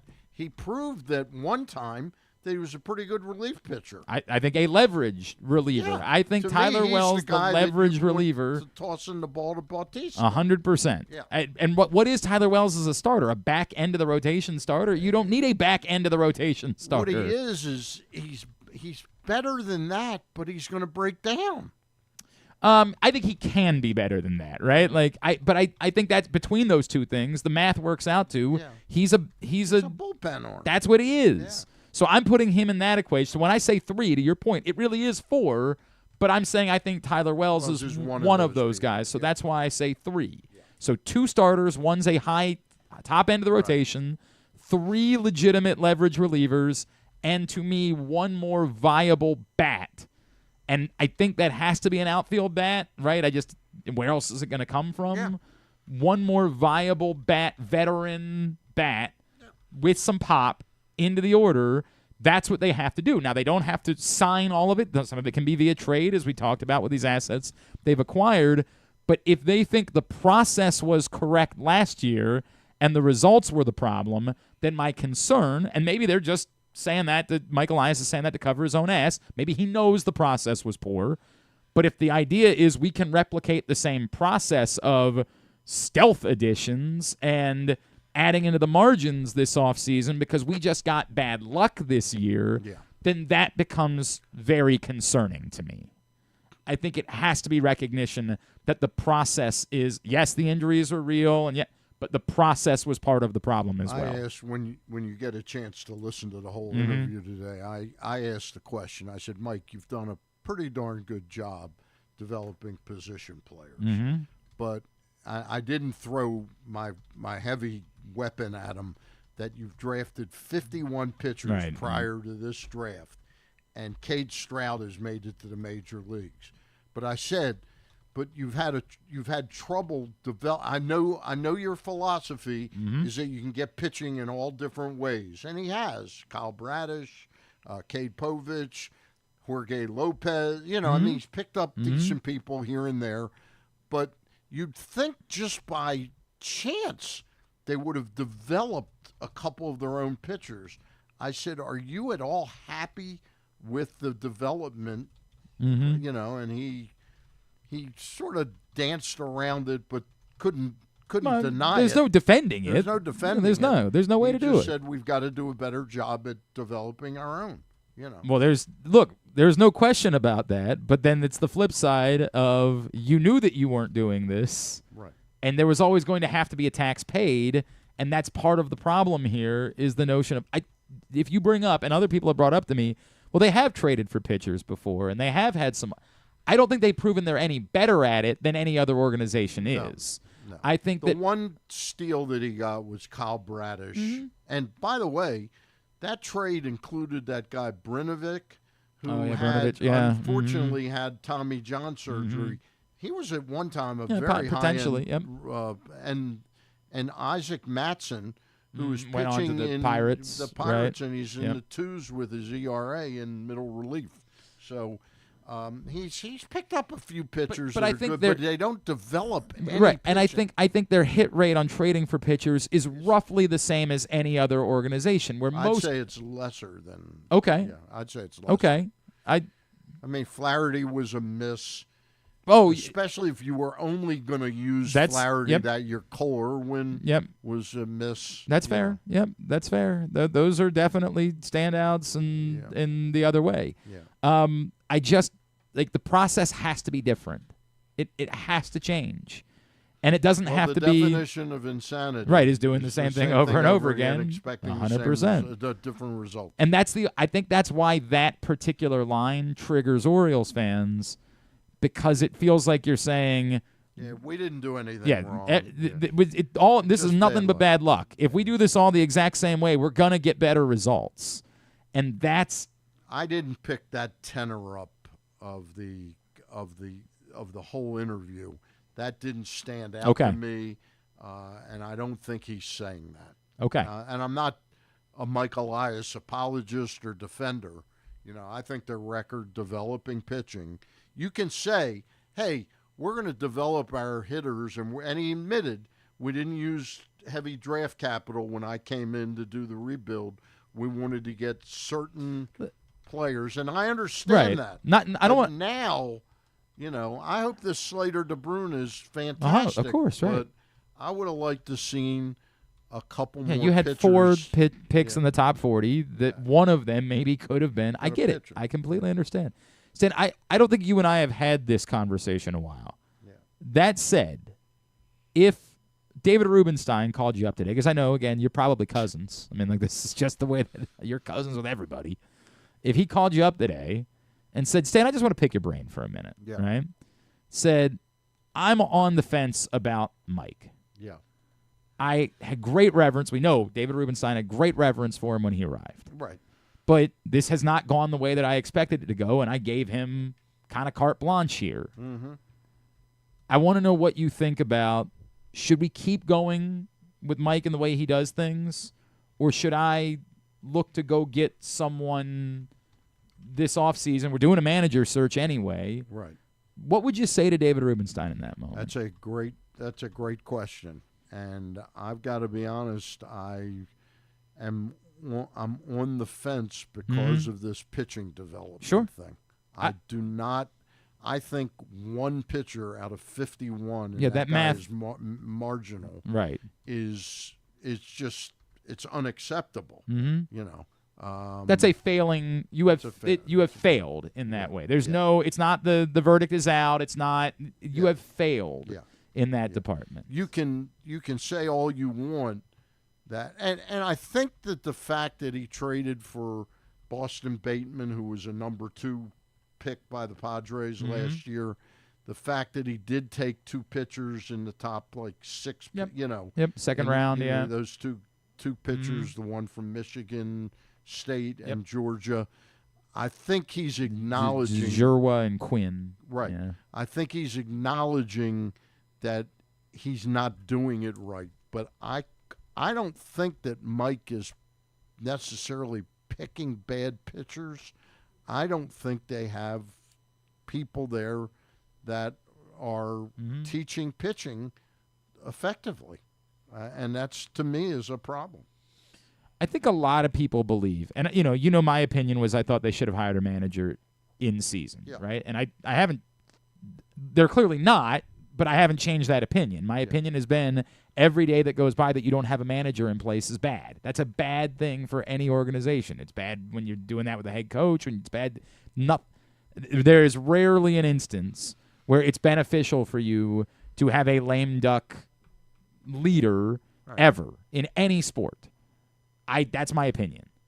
I think a lot of people hold the opinion that it needs to be, when you do hire the manager, it needs to be a manager with accomplishment and cachet, and we have spoken about that. And, I love Ryan Flaherty, and everybody loves Ryan Flaherty, but to me, it needs to be someone that has accomplished things as a manager, because I continue to watch. You bring up the Tyler O'Neill thing, but it's the thing.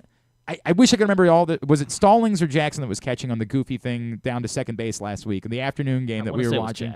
I think it was Jackson who was catching, where he's just trying to throw a runner out at second base. It's attempting to steal, and no one is standing on second base. Right. The ball bounces, and it's one of the most dumbfounding things. And I don't think they were. I don't remember all. We should have gone back, because I brought it up probably 3 times since then. I should go back and get all the details. But it's the most dumbfounding thing.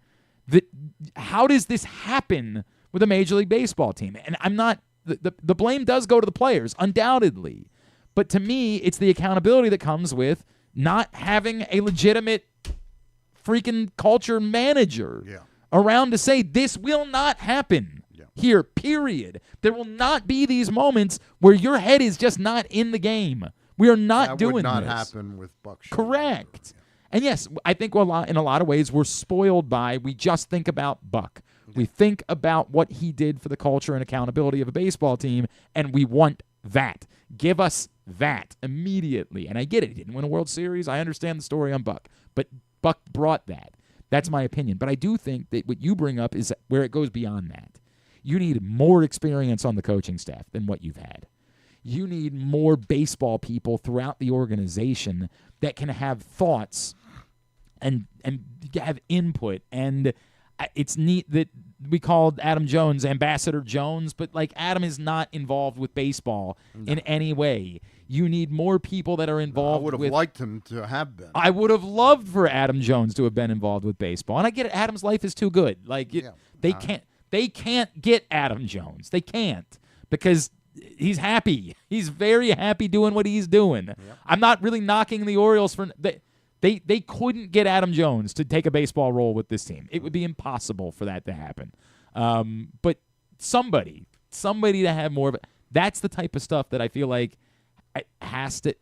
It's not a knock on analytics. I'm not an anti-analytics person or an anti-data person. Mm-hmm. It's that one of the things there needs to be more baseball. There needs to be more people that have been around the game forever that can offer thoughts and opinions and consult and all of those things. Yes. I think, unfortunately, we live in an age where age is viewed detrimentally, right. Yeah. Well, there's no doubt that that's part of the equation. There is no question about that whatsoever. Yeah.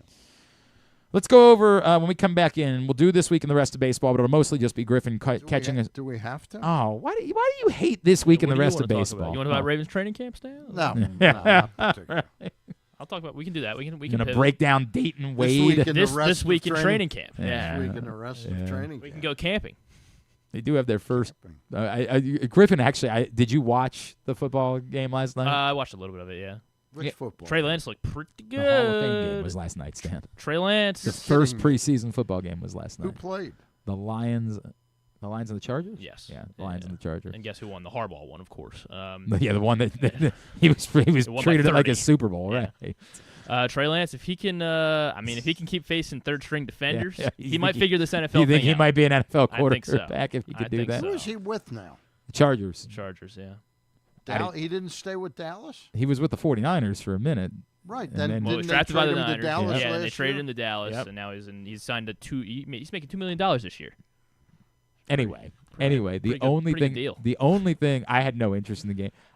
There was a small part of me when I was out in Vegas this week. I found out that Brent Musburger was going to be on the broadcast in the second half because he's going into he's the Pete Rozelle Award winner this year. He's the broadcaster going into the Hall of Fame, and so I thought, that might be interesting. And then I said, no. I hadn't watched part 2 of the Billy Joel documentary yet, so that's what got my time last night was the Billy, which. If you haven't watched, it is phenomenal. It is. Jane was watching it. It's really incredible, man. It's a lot. It's 5 hours between the two parts, but it is incredible.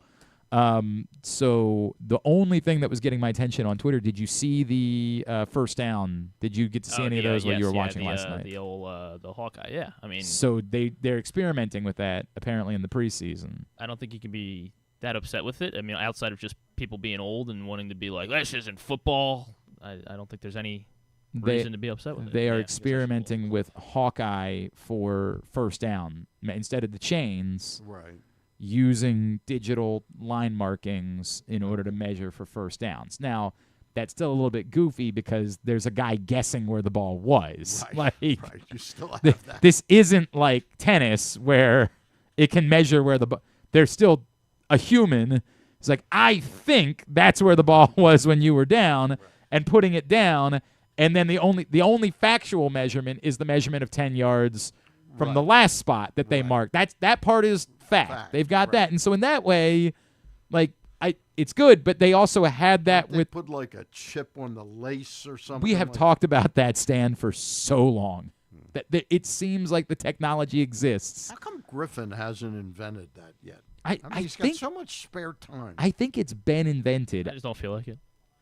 Don't feel like it? Nah, I don't feel like I think what they've kind of said is we still don't know exactly. It's very difficult to figure out where exactly you were down in a tackle to know. Like, they can say, hey, this is where the ball was, but was that where the ball was when you were down, or was that the ball was where you rolled forward from there? There's still a certain subjectivity. Correct. And so I think in that way they've just sort of said, we kind of have to acknowledge we're all guessing.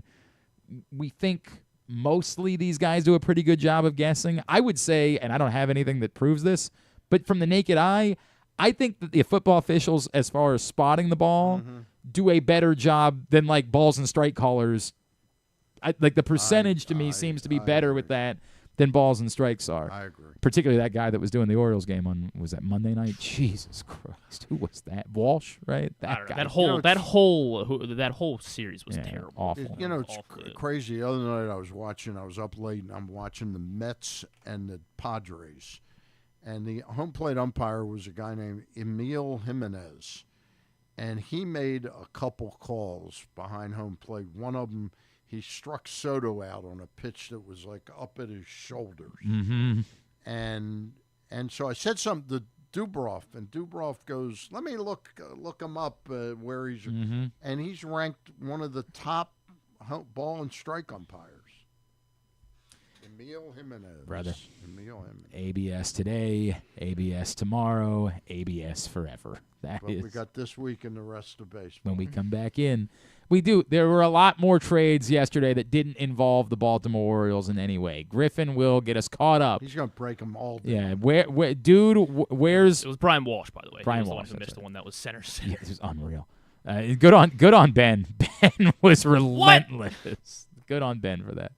When we come back in, dude, where's my baseball player? Who do these players play for now? Griffin is going to let us know in This Week in the Rest of Baseball. That's next. Feeling sluggish, unfocused, or not like yourself? It could be low testosterone. At Game Day Men's Health, we specialize in testosterone replacement therapy to help men boost energy, improve mood, and regain confidence. Our treatments, including testosterone cypionate, are safe, natural, and tailored to fit your lifestyle with weekly injections or pellet therapy. Get started today with a free testosterone test and feel the difference. GameDayMen'sHealth.com. Game Day Men's Health, where men reclaim their game. Make the most out of every day in your Toyota RAV4. Available in hybrid or gas-only models. A RAV4 can get you where you want to go in style. Check out buyatoyota.com for deals on new RAV4s from your local Toyota dealer today. For fans of the Costas Inn, and who isn't, I have some great news. Now there's a second location to go along with 4100 North Point Boulevard. This one is at the Timonium OTB. This is Stan the Fan, and I have been a fan of the Costas Inn and Triantafalo's family for going on 30 years. They're open for lunch and dinner, same great Costas feel, same great menu and quality food you've been enjoying for well over 50 years. The exact address on your GPS is 2200 York Road, and their phone number at the new location is 667-406-1975. If you're new to the Costas experience, get ready for a real treat. All wrapped up in a new spacious dining room in Timonium at the OTB. If you want steamed crabs, you have them, and the full menu at 4100 North Point Boulevard. The number for reservations there at Costas, 410-477-1975. Need a trophy or award that's as unique as the achievement? Look no further than Crown Trophy. With locations in Owings Mills and Gaithersburg, they specialize in custom trophies, plaques, and medals for any occasion. From sports and academic awards to employee recognition and corporate gifts, visit crowntrophy.com today and let them help you create a lasting memory for your school, team, or business. Crown Trophy is a proud supporter of the Maryland Public Secondary Schools Athletic Association. crowntrophy.com. The latest edition of Press Box is available now. On the cover, we celebrate the first ever Baltimore basketball player to reach the Naismith Hall of Fame as we talk to those who knew Carmelo Anthony best about how his Baltimore upbringing shaped his legendary career. Also inside, Bo Smolka profiles Ravens second-round pick Mike Green and find our annual summer travel section with information on some of the best sporting events and activities in Maryland that your family can check out all summer long. Press Box is available for free at over 500 locations throughout the region, including 60 Royal Farm stores. Or you can read the entire issue online at PressBoxOnline.com, where you can also find great betting advice and the best daily coverage of the Orioles, Ravens, and Terps. One of the things that's definitely wrong with this country is that this dude still has a job somehow, some way. Glenn Clark. All right, back in here on GCRs, continue along on a Friday edition of the program. Stan the Fan has been in studio with us. Stan and Luke also did a special trade deadline show last night. We're working Stan like a dog at this point in his life. God, man. He needs a trip to Vegas. Yeah. No, I do not need a trip to Vegas.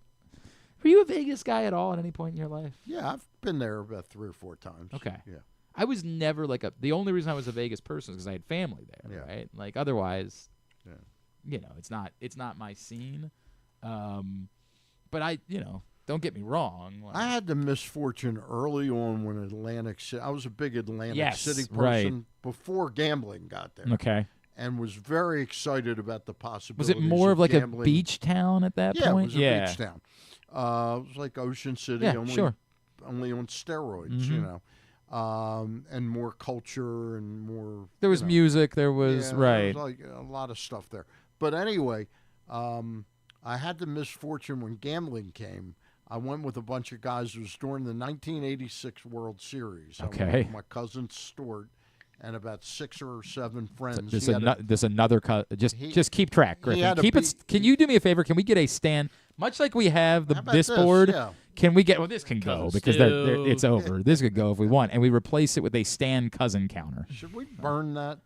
What do we do with all the guys that aren't Orioles? This is the problem: is that they've played just well enough recently that you're like, I don't want to. Yeah. I don't want to throw it away. They don't have any of those players. I understand. They're all gone. Have all the other players. Yeah. But I had the misfortune. Gone. One night I went and partnered up with one of my friends, my cousin's friends, Howie Boltanski, and we won about $3,000 together playing blackjack. Okay. And there's a famous picture of me holding all this cash. You know, I was holding all 3,000. 1,500 of it was mine. And smiling, and everybody's behind me, and we're all thumbs up. I went back by myself. Oh, yeah? Like about 3 times. And how much of that $1,500 did you lose? I lost about $3,000. Right. Stan's, you missed last night's show. Then when this show ends, go check that show out. Facebook.com/PressBoxSports. Click on the videos tab. Go to YouTube.com/PressBoxOnline or PressBoxOnline.com/video. Are you doing a Monday? Are you back to Mondays this coming week? Yes, we're doing a Monday, and I'm also going to have. I met Jim Smith, the new athletic director, at Mike Loxley's thing, and he said he would love to do. All right, so look forward to that. Look forward to that. And I know you are doing another show next week as well. I'm interviewing Vince Pellegrino. That's right. For about the BMW Classic. Excellent. So that's all brought to you by the Costas Inn and the all-new Costas Inn, now open in Timonium. Have you been at the new one yet? I went one time before. I haven't been since I've been back, but I promise you I'll be spending more time there. Looking forward to getting back to the brand new Costas Inn, now open at the Grandstand in Timonium. Go check it out. Now it's time for this. This week in the rest of baseball. And this week in the rest of baseball is brought to you by Live Casino and Hotel, always the best place to watch the big events. I was talking about like the size of the video board out at Stadium Swim in Vegas, but like that's what you get right down the street here at Live Casino and Hotel is the giant 100-foot media wall inside Sports and Social for all of the big events. And they, of course, always have the UFC fights and the big. So what weekend is the Crawford-Canelo fight? September 12th, I think? Everybody out in Vegas was talking about it. Everybody. It's in the stadium, apparently. It's in the Raider Stadium. Wow. So you're making your plans for where you're going to watch the fight. Nowhere better to watch it than at Live Casino and a Hotel inside Sports and Social. So make sure you're checking that out. Griffin, what happened elsewhere yesterday? This song okay? Yeah, this is good. Yeah, this is public domain. Yeah, we're good here. Yep. So it's trade deadline, and you just want me to start shouting out players and see if you can. No, I don't want to play the game because I certainly don't. Carlos know Correa, where's he? He went back, right? Yeah, he did. Yeah. Houston.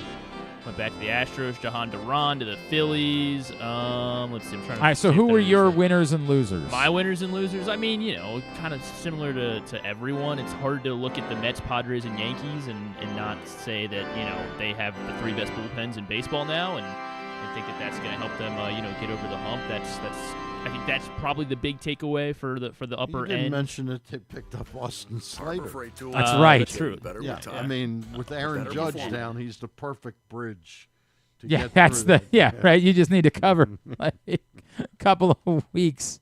Austin Slater can make up for the loss of Aaron Judge. But yeah, Yankees add. Well, they already had Devin Williams. They add David Bednar. They added. And Camilo Doval. He's the host of This Week in the Rest of Baseball. And you tell me who they added. Yeah. Tell me who they added. The Mets also revamped their bullpen. They added Ryan Helsley joins Edwin Diaz and Reed Garrett. Tyler Rogers, Gregory Soto, obviously. And then the Padres adding Mason Miller. I mean, that's pretty ridiculous that they're going to be able to go Mason Miller to Robert Suarez or reverse that, whatever order you want.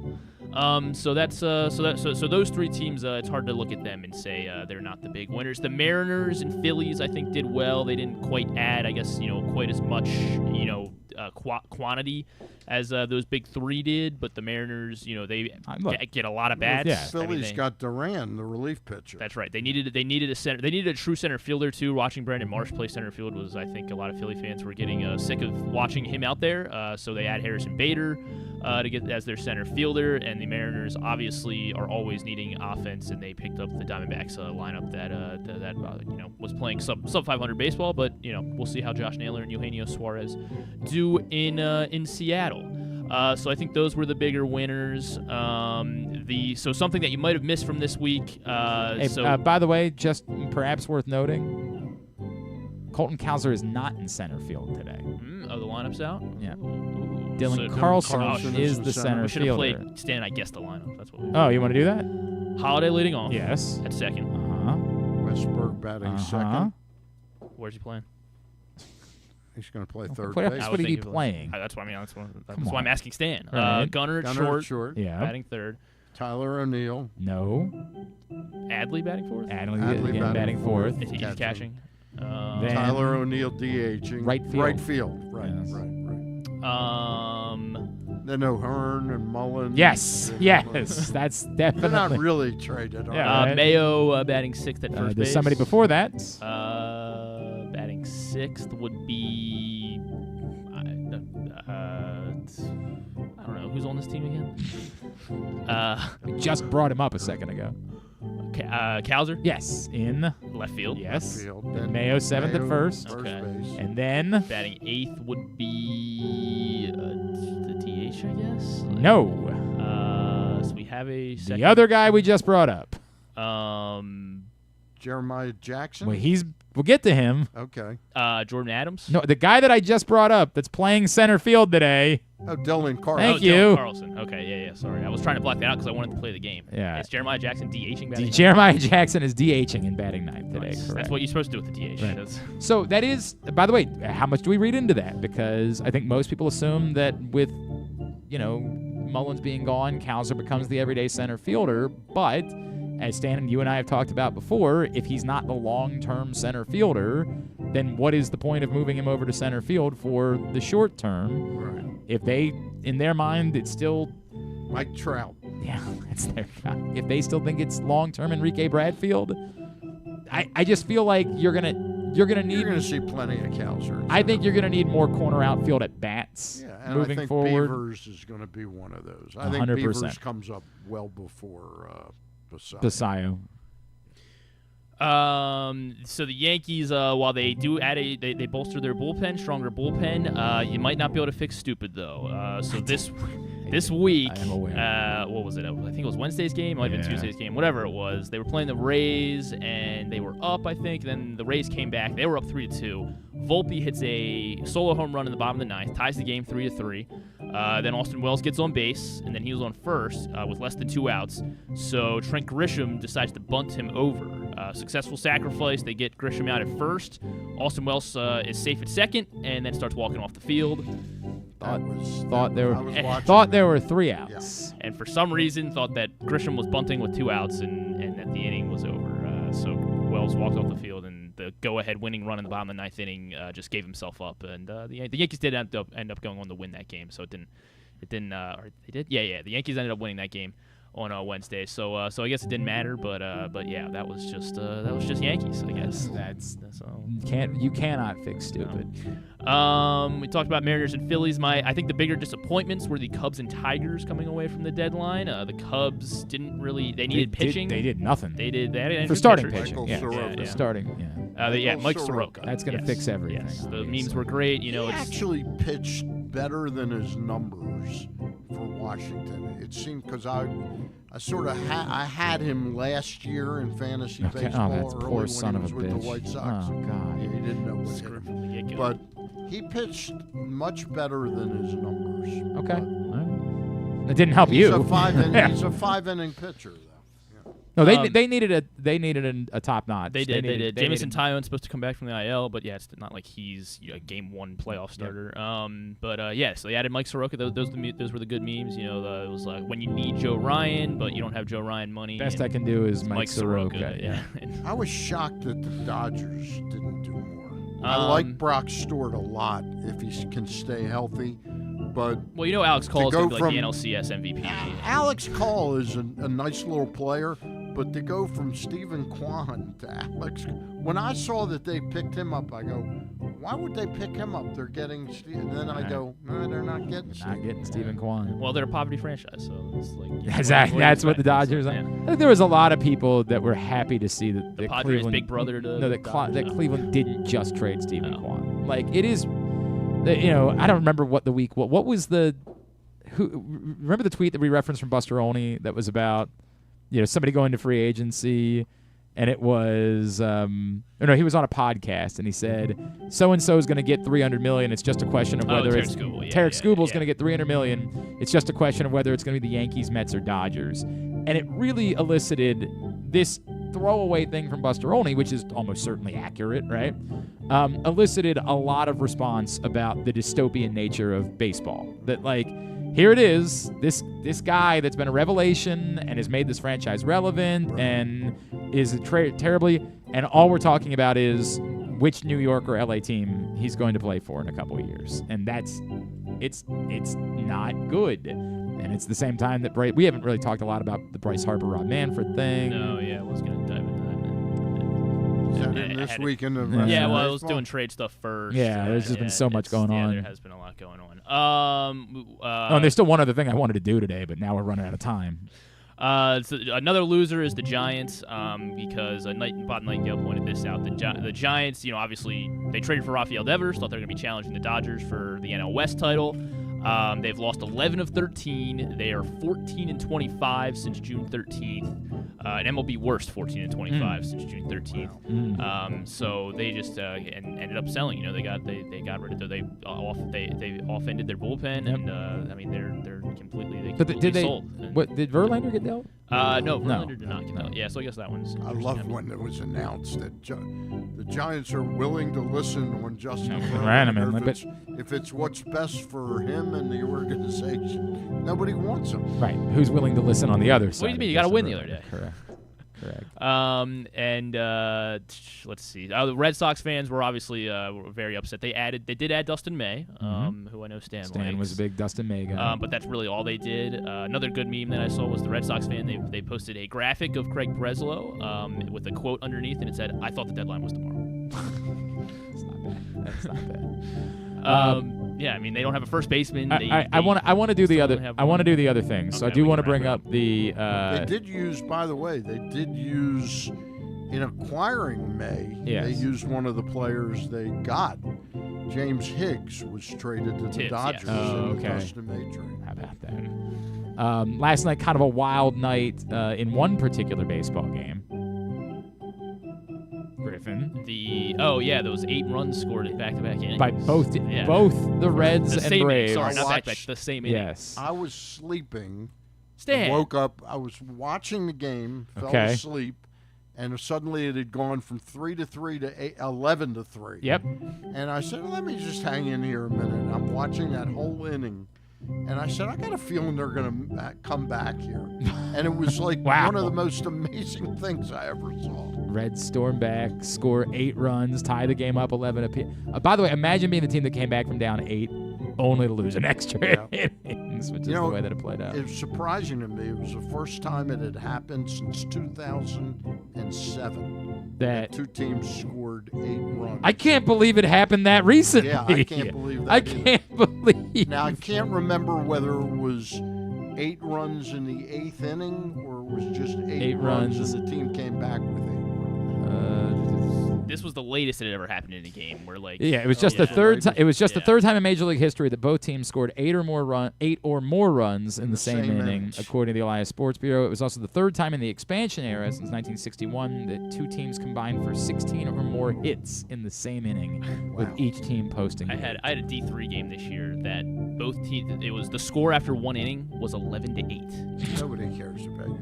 Wow. Top of the first. Oh, Stan's going to be even more excited when he finds out what we're doing next. He's really all right, the last thing in this week week in baseball, because this was really funny. So Eric Lauer had a busted lip. I don't know the real reason why, but he had a funny joke because they were asking him. They were like, Lauer, how'd you get your busted lip? And this was what he said. So there's kind of this known thing to not mess with Scherzer on the start days, especially when it has his headphones in, and I broke that rule. I tried to talk to him a little too early, so he wasn't very happy about that. Punched and 6 stitches is what you get for that. There you go. That's the answer. So you learned. That was a joke. It was a joke. Yes, very much a joke. All right, Stan, your favorite moment of the year. It's time for us to revisit our preseason predictions. Now, we were supposed to do this a month ago, but you and I have not been together on a Friday. Yeah. Oh, wait, so we get the repick? In July. We went all of July, more or less. Okay. All of July without being together on a Friday for various reasons. So because of that, we haven't had a chance to do it, but it works out that we get to do it post-trade deadline. So we're going to revisit, for those that don't remember how we did this, Stan, you will have 15 points to bid with to try to get out of your picks. Okay. All right? Okay. That you don't like, that you want out of. Oof. All right? I don't even want to know what I'm going to go over it quickly. We'll start in the I want to give you, you know what? I want you to see it all. I want you to be aware of it. Yeah. So we'll do it this way. I'm going to try to print Start with you can do that. If you want to, you can do it that way. Start with Stan. Stan, your division winners in the National League were the Phillies, the Brewers, look at that, and the Dodgers. Your wild cards were the Braves. Oof. Yeah, not great. The Diamondbacks and the Mets. And then your NL winner was the Dodgers. Okay. Your Rookie of the Year was Dylan Cruz. Your Cy Young was Paul Skeens. Your MVP, Ohtani. Dylan Cruz. In the AL, you had the Red Sox. They still can win. They could. The Royals. and the Astros. They can win. They absolutely can. You had the Guardians, the Rangers. They can win. And the Orioles. That's your wild cards. With the Red Sox being your AL pennant winner. You had Cam Smith as your Rookie of the Year. You had Logan Gilbert as your Cy Young winner and Bobby Witt as your MVP. Your World Series, Dodgers over Red Sox. Those were your picks. Okay. Griffin. Griffin had Philadelphia, Chicago, and the Dodgers as his NL division winners. All right, let's stop there. His NL wild cards, Atlanta, the Mets, and the Padres. He had the Dodgers winning the National League. Copying me. Right. He had his Rookie of the Year. No. He a Terp. Matt Shaw. There's still time, I think. Paul Skeens as his Cy Young and Shohei Ohtani as his MVP. Copying me. Copycat. Boston, KC, and Houston as well as division winners. And then the wild cards, Texas, the Yankees, and the Orioles. He had the Astros winning the AL. And he had the award winners is, again, Cam Smith, Rookie of the Year, Scooble as Cy Young, and Aaron Judge as MVP. His World Series, Dodgers over Astros. Jeez, we were boring. Yeah. And then for Glenn, don't think this is probably the worst. That could happen. Division winners in the National League. Atlanta. I don't think the Braves are going to win. No, you don't think, Stan? Think I might be trying to bet out of that one? The Cubs and the Dodgers. My wild cards, the Phillies, the Padres, and the Diamondbacks. I mean, hey. Yeah, they're not eliminated. They're not eliminated. Not. A lot of smart people like the Diamondbacks. Had the Dodgers winning the NL. Rookie of the Year, Sasaki. Don't think that's going to happen. Cy Young Award winner, Corbin Burns. MVP Ohtani. In the American League, I had the Yankees. I had Cleveland. And I had the Astros. And then the wild cards, Boston, Texas, Baltimore. Okay. Going to be a lot of us trying to get out of at least one of those.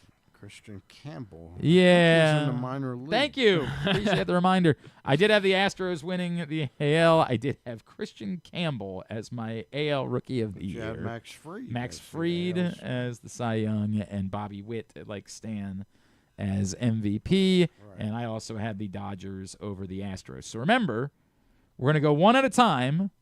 Stan, because you didn't like the game last year, I'm going to give you the first option to bid. So you will get the first chance to bid. You want to go clockwise? You want to go to Griffin next or me next in order? We'll go this way. I think that's clockwise. All right, fine. We'll go that way. I don't care. Thank you. So we'll begin.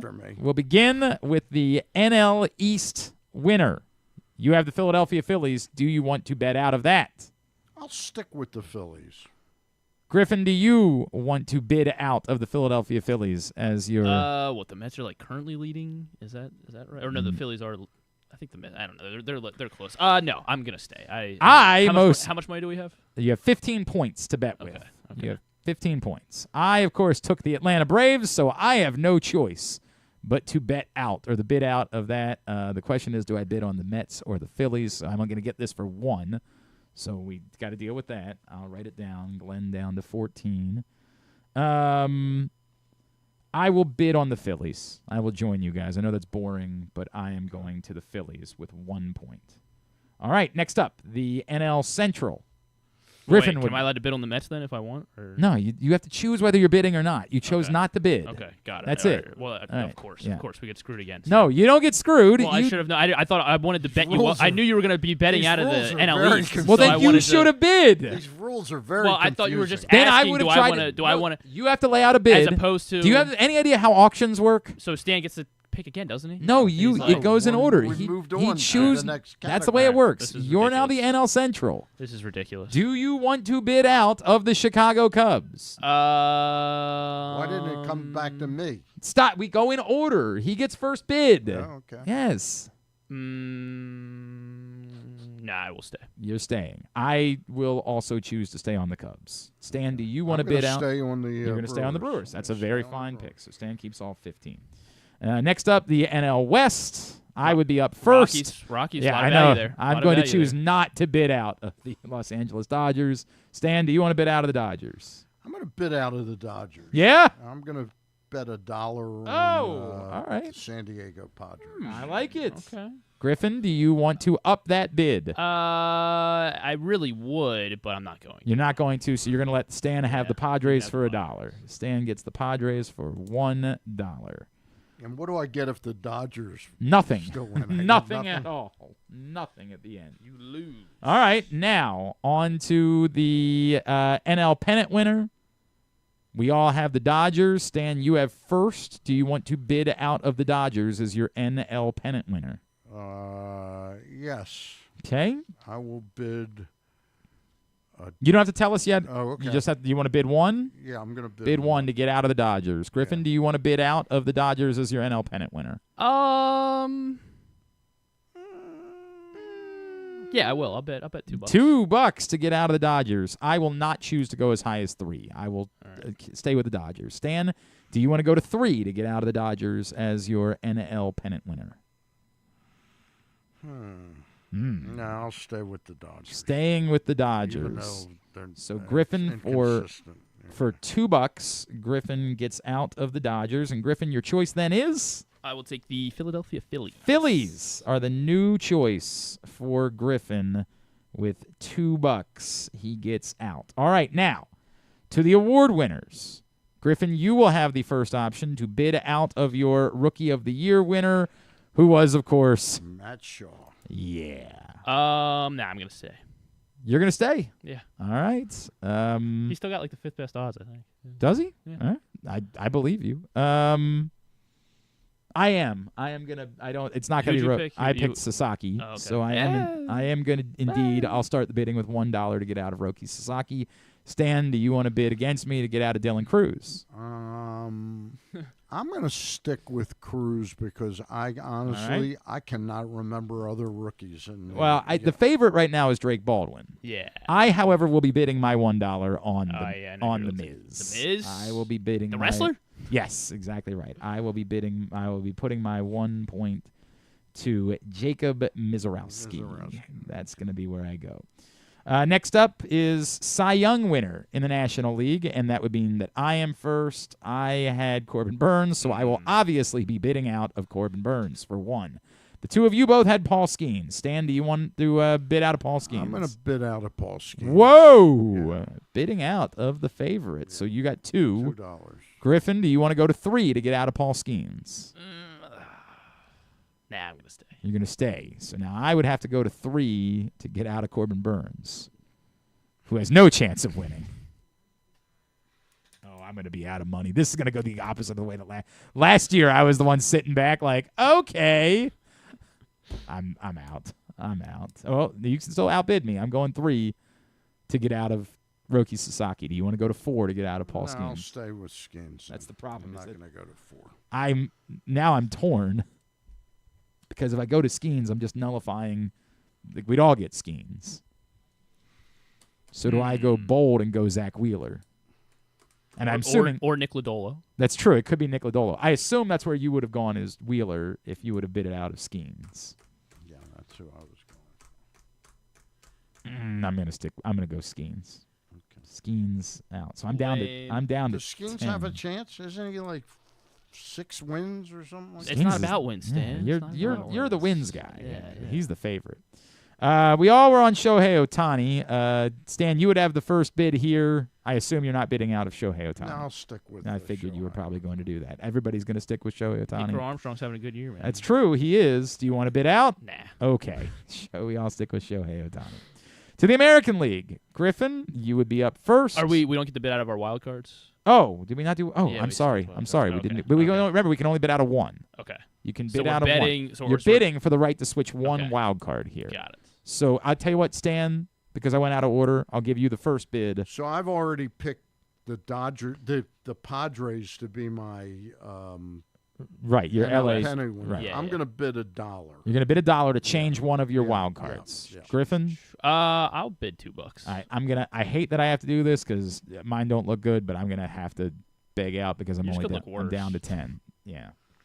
So do you want to go 3? I'm going to go 3. 3. Griffin, back to you. I'll go to 4, yeah. Whoa. Okay.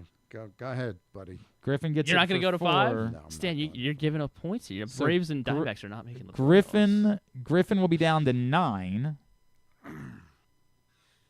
After bidding 4 here, he's got $9 left. Stan Hill still has $14. So, Griffin, you can switch one of Atlanta, the Mets, and the Padres. I assume I know which one you're switching. Yeah, I'm going to – I think, I know they just added Mason Miller, but I don't really trust the San Diego – the Braves. The Braves. I'm like, what are you – switch out the Braves. Never mind. The Padres will be fine. You're going to stick with the Braves for $5. Padres will be fine, actually. Never mind. Everyone in the freaking National League basically said they're selling except for this team, so I will take the Cincinnati Reds. The Reds become Griffin's new choice for $4, a $4 bet on the Reds. All right, to the American League. Stan. Yeah. Oh, no, Griffin will get to go first because you got to go first on that one. Sorry. American League East, the two of you were on the Boston Red Sox. What was I thinking? Do you want to bid out of the Red Sox? I would, yeah. Okay. $1, I assume. You don't want to start the bidding at a higher number. Nah.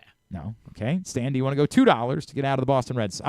I'm abstaining. No, I'm going to stick with You're sticking with the Red Sox. So Griffin gets this is a freebie for you, Griffin. You get only cost you $1 to get out. I will take the Blue Jays. Blue Jays become the new pick for Griffin for $1. All right. Next up, the AL Central. I was on the Guardians, who at least have a chance. No, they don't. You guys were on the Royals. They also don't have a chance. So I obviously will start the bidding. $1 to get out of the Guardians as my choice. Stan? I'll bid $2. Griffin? Actually, you know what? I'll bid $3. Ooh. I'll bid $3. Ooh, $3. So I'd have to go up to 4 here. You have to go 4 here. Then I think I'm going to back out. I also will choose to back out for $3. That was smart bidding, Stan. I'm going to go to the Tigers. That makes a lot of sense. That seems like a free point. Stan bids out for $3 and gets Detroit. All right. Next up, the AL West. Stan, you would be first, but you have the Astros, as we all do. I'm going to stick with the Astros. Griffin? No, I'm going to stick with the Astros. I'm also going to stick with the Astros, so we're all staying there. All right. AL wild cards. Remember, Stan, you're Cleveland, Texas, Baltimore. Yeah. Griffin, you're Texas, New York, Baltimore. I'm Boston, Texas, Baltimore. Griffin, you have first bid here. I'll bet $1 to get out of the Baltimore And I Orioles. will certainly bid $2. I will bid $3. I'm not going to go higher than $3. We're giving Stan freebies. Damn it. Seattle Mariners. All right, $3. And I'm assuming Baltimore is who you're betting out of. Yes. Well, okay. I mean, you could bid out of Cleveland or Texas. Cleveland has a shot. So $3, you switch Baltimore to Seattle. Now your American League winner. Stan, you have the Red Sox. Griffin and I have the Astros. I would have first bid. I will not be bidding out of the Astros. And how much money do I have left? You have $8 left. I'm going to stick with the Red Sox. All right. Griffin, do you want out of the Astros? Nah. Okay. I kind of do, but nah, I don't. Not that bad. All right. Very good. Now to the division or the award winners.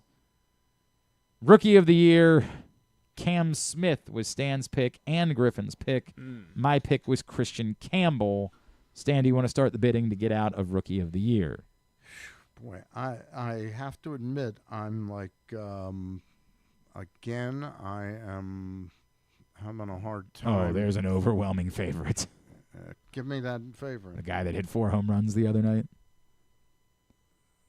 Nick Kurtz. Yeah, I'll bid two. I'll bid $2. Starting going right to 2. Yeah. Griffin, do you want to go to 3? Yeah, I'll go to 3. The hell with it. I'm going to 4. Stan? I'll go to 5. Whoa! I'll go to let's see. I'll go. You have $8 left. I do? Yes. How much total? Yes. What did I bet on? I bet the Reds for $1. You got the Reds for $4. Oh, the Reds for $4? Yeah. Oh. Yeah. Is that right? Yes. Oh, well, the Reds are going to make the playoffs, so. Yeah. Don't let the facts get You in got the way of a you got good story. the Blue Jays for I'll do 6 then. Wow.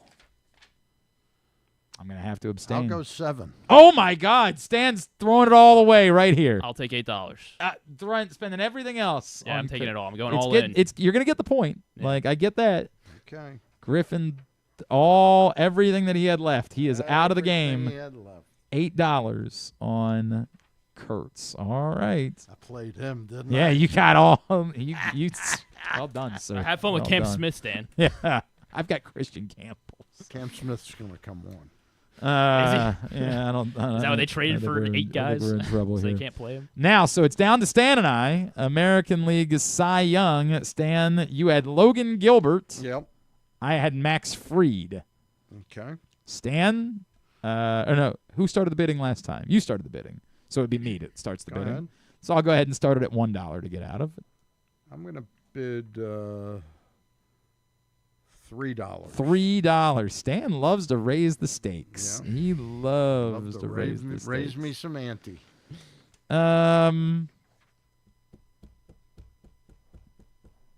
right, 4. 5. Ooh. Whoa. This is getting... We got $5 on Stan. $5 going to Stan's way. $5 do I hear 6. We're waiting for $6. You can go up if you want. You can go more. You can go to 7 if you would like. But right now we're sitting at $5 to Stan. Stan the Fan Charles right now. We got $5. $5 to Stan the Fan Charles. Going once. We got $5 to Stan Charles. Going once. Going twice. 10. I'm taking Whoa. it. I'm taking it. $10 sold to the man in the live casino poker room hat. I'll go 11. Yeah, you won't either. You won't either. Okay. I will take Tarek Skubal for $10. And that leaves you with the option. You still have money left, so you can change both of these as you would like. That's the advantage that I've given you. Right. So you can bet $1 to have whatever MVP choice you want to have. You currently have Bobby Witt. I assume you want out of that. Yeah. Who do you want? That's the question. Yeah, that's part of the reason why I made the decision that I made. Is Skubal He's in the conversation. You want the odds, Stan? Yeah, let me hear that. Judge is the favorite at -195. Okay. Cal Raleigh at +155. Right. And then Tarek Skubal has the third best odds at +7,500. I'm going to go for $1. I'm going to go with the dumper. You're going Cal Raleigh. Yeah, all right. So now you can also, for $7, change your World Series winner. You currently have the Dodgers. Boy, that is a tricky one. That is a tricky one. I'm going to say that so I'm the only one with money left? Yeah. I'll bet that San Diego. San Diego finally does it. Wins the World Series. San Diego is the 4. So you actually got that for $1 as well, and you saved $6, and you can spend that today. You can spend it today at one of our wonderful sponsors. You choose the Costas Inn is where you can choose to spend your $6. So just go in there and just say let that Pete. Glenn, Just say right. 100%. I've got this $6. Griffin, do you need my notes for posting this? I think I'm good. All Yeah. right, very good. You said Padres, Stan. Appreciate doing business with you guys. Enjoyed it. Dodgers once again. are still the overwhelming favorites to win the World Series. +240. They are the Dodgers. They are the understand. Dodgers. I understand that. Mason Miller might shorten some games. If I was redoing it, I'm going to go Phillies over Blue Jays right now as my World Series. I like that. I don't know if I like the Blue Jays, but I like the Phillies. Who's your World Series? Mine was Dodgers over After they lost 3 or Astros. 4 to the Orioles, it's hard to like them. But Yeah, right. I mean, I think I would go honest to God, I would go Phillies over Astros. Yeah. Would be my choice if I had to change it. Now, but can I go back with my $6 and change? Nope, another cannot category? alter anything. You just stuck with your $6, Stan. Bet Seattle. That's the way that it works. All right, very good. We'll come back in. We'll get a tidbit. We'll get two-bit or wind things down for a Friday edition of Glenn Clark Radio. Driving in Maryland? Did you know an easy pass from driveeasymd.com can save you time and money? Of course you did, because you are a thrifty driver. An antenna reads your EasyPass transponder and automatically deducts the toll from your EasyPass account. There, you just saved money with EasyPass, all without slowing or receiving a notice in the mail. Well done, thrifty driver, well done. Get your EasyPass at driveeasymd.com. Baltimore's Classic 5 golf courses make golf fun and affordable. All 5 local courses, Pine Ridge, Mount Pleasant, Forest Park, Carroll Park, and Clifton Park, are challenging and fun for players of all skill levels. Book your tee time today at classic5golf.com. This August, give your game day an upgrade at Live Casino. Enter to win an ultimate football package. We're giving away over $50,000 in game-changing prizes on Friday, August 29th. Earn entries daily for your chance to score a 100-inch TV, a state-of-the-art soundbar, and so much more. Don't sit on the sidelines. Make your play at Live Casino at Erndale Mills. Must be 21. Please play responsibly. For help, visit mdgamblinghelp.org or call 1-800-GAMBLER. Gambling can be a fun and entertaining experience, but there are risks involved. If you're planning on betting on the game at the casino or on your phone or computer, know your limit, stay within it. Set a budget and a time to stop. Remember, gambling isn't a financial solution, and it doesn't mix well with alcohol or drugs. Know the risks and have a plan before you begin gambling. For free and confidential services, call 1-800-GAMBLER 24/7 or go to helpmygamblingproblem.org.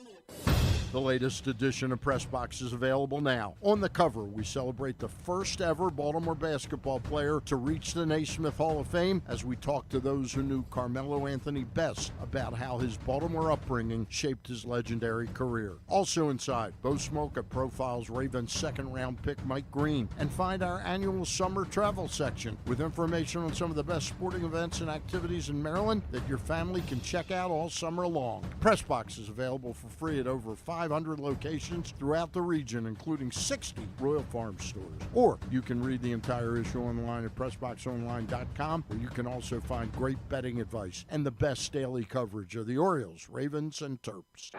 Feeling sluggish, unfocused, or not like yourself? It could be low testosterone. At Game Day Men's Health, we specialize in testosterone replacement therapy to help men boost energy, improve mood, and regain confidence. Our treatments, including testosterone cypionate, are safe, natural, and tailored to fit your lifestyle with weekly injections or pellet therapy. Get started today with a free testosterone test and feel the difference. GameDayMen'sHealth.com. Game Day Men's Health, where men reclaim their game. Contrary to what some people believe, I actually like this guy when he sleeps. Glenn Clark, talking sports. All right, back in here on GCR as we are winding down for the week. Appreciate Stan coming in and hanging out, as always, on a Friday. Today's show has also been brought to you by County Sports Zone. CountySports.zone is the website. We are just weeks from the start of high school sports, fall sports season. So you can find out everything you need to know: scores, schedules, rankings, polls, all year long. Football, every sport, every season, every school, every part of the state. They've got you covered. CountySports.zone, proudly sponsored by your local Toyota dealer and buyatoyota.com. Did you want to say something? Oh, no. Oh, you just getting ready to do tidbit? Yeah. I was trying to make sure there was nothing else that we needed to cover today that we hadn't covered because everything was so... we talked about the Hall of Fame game. That was pressing. I mean, we certainly didn't, but yeah, I get it. There was nothing to say. John Keller said go Columbia. Sorry, Viva Columbia. Oh, the final is this weekend. Tonight's the consolation game? Tonight's the consolation game. Tomorrow's the final. So he should be rooting hard for Copa America. Whatever the non-Columbia, or whatever the non... I think he needs, or I forget. I don't know. Good luck, John. It doesn't affect me. No. You're telling me I can't win. Yeah, you can't win. Even if Uruguay were to lose. So, all right. So I think we're good. All right, that's all that matters. Jeff Zrebeck did report yesterday that the Ravens might have a Brent Urban reunion in mind. Yes. Apparently, he's going to It's hilarious. He says Brent Urban will be visiting the Ravens the next couple of days. Like he's going to get here. Like, wow, this place is interesting. This is really interesting. This operation you've got going on here. What do you call right? yourselves? The Ravens. So where's the? I need to see the locker rooms. I'm not really sure how I feel about. Let me see what the cafeteria looks like before I make my. Like it's kind of objectively hilarious the way that he says it. Not that it's incorrect. It's just, what do you mean visit the Ravens?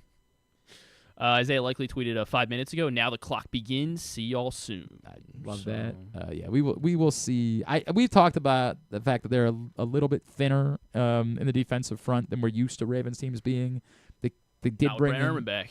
What's that? Not with Brent Urban back. Well, if they bring back Brent Urban, that does help the depth for sure. They lost Michael Pierce. They brought in Fub Peebles in the draft, but there's just you're used to a Ravens team having like 8 defensive linemen. Right. They don't have that. That's the difference going into the year. So Brent Urban could help in depth. All right, I think we're good. Tidbit. Tidbit is brought to you today by the print issue of Pressbox. Getting into the final days for this print issue of Pressbox, our annual travel issue. Carmelo Anthony on the cover. Great story about how Baltimore shaped the legacy of the first ever Basketball Hall of Famer from the city. Go get that for free today. Read it all at PressBoxOnline.com. I really liked the 4-hit one we did yesterday with Jose Altuve, so I went ahead and did Orioles history. Most 4-hit ball games in Orioles history. There are 5 guys that have had at least 20 4-hit baseball games as an Oriole. And if we want to do top 8 is 15, so let's do the top 8. Cal Ripken. Cal Ripken is number 1, 33 such 4-hit games for Carl Ripken Jr. Carl Ripken. Eddie Murray. Eddie Murray's number 2, 30 4-hit games for Eddie Murray. I'm kind of guessing from there, right? Like those are the obvious ones. I'll say Frank Robinson, but he was here for such a short time that it's totally possible. Not Frank. Yeah, I mean that's Frank Robinson. Brooks. Brooks is number 3. Yeah, I mean that's a longevity play. Like he wasn't obviously the caliber of hitter as those guys, but Frank did have 10 4-hit games as an Oriole. Short time. That's the longevity play. Nick Markakis. Nick Markakis is number 4. Ken Singleton. Kenny Singleton is just outside my cutoff here. He had 14. But in the top 10. Just trying to think of hitters. Brian Roberts. Brian Roberts is also just outside 13. He's 11th. Started to put him on the list. I thought that was what you were saying, so I started to write his name down. Rafael Palmeiro. Palmeiro, no. Rafa Palmeiro, he had 11, so 15th on the list. How about Paul Blair? Paul Blair, yes, he is on the list. 7th. Most among Orioles for 16 4-hit games for Paul Blair. Adam Jones. Jonesy, 5th behind Markakis. It rounds out the top 5, the 5 guys with 20+. Manny Machado. Manny is not in the top. Again, short time period. Did have 12, though. He's 13th.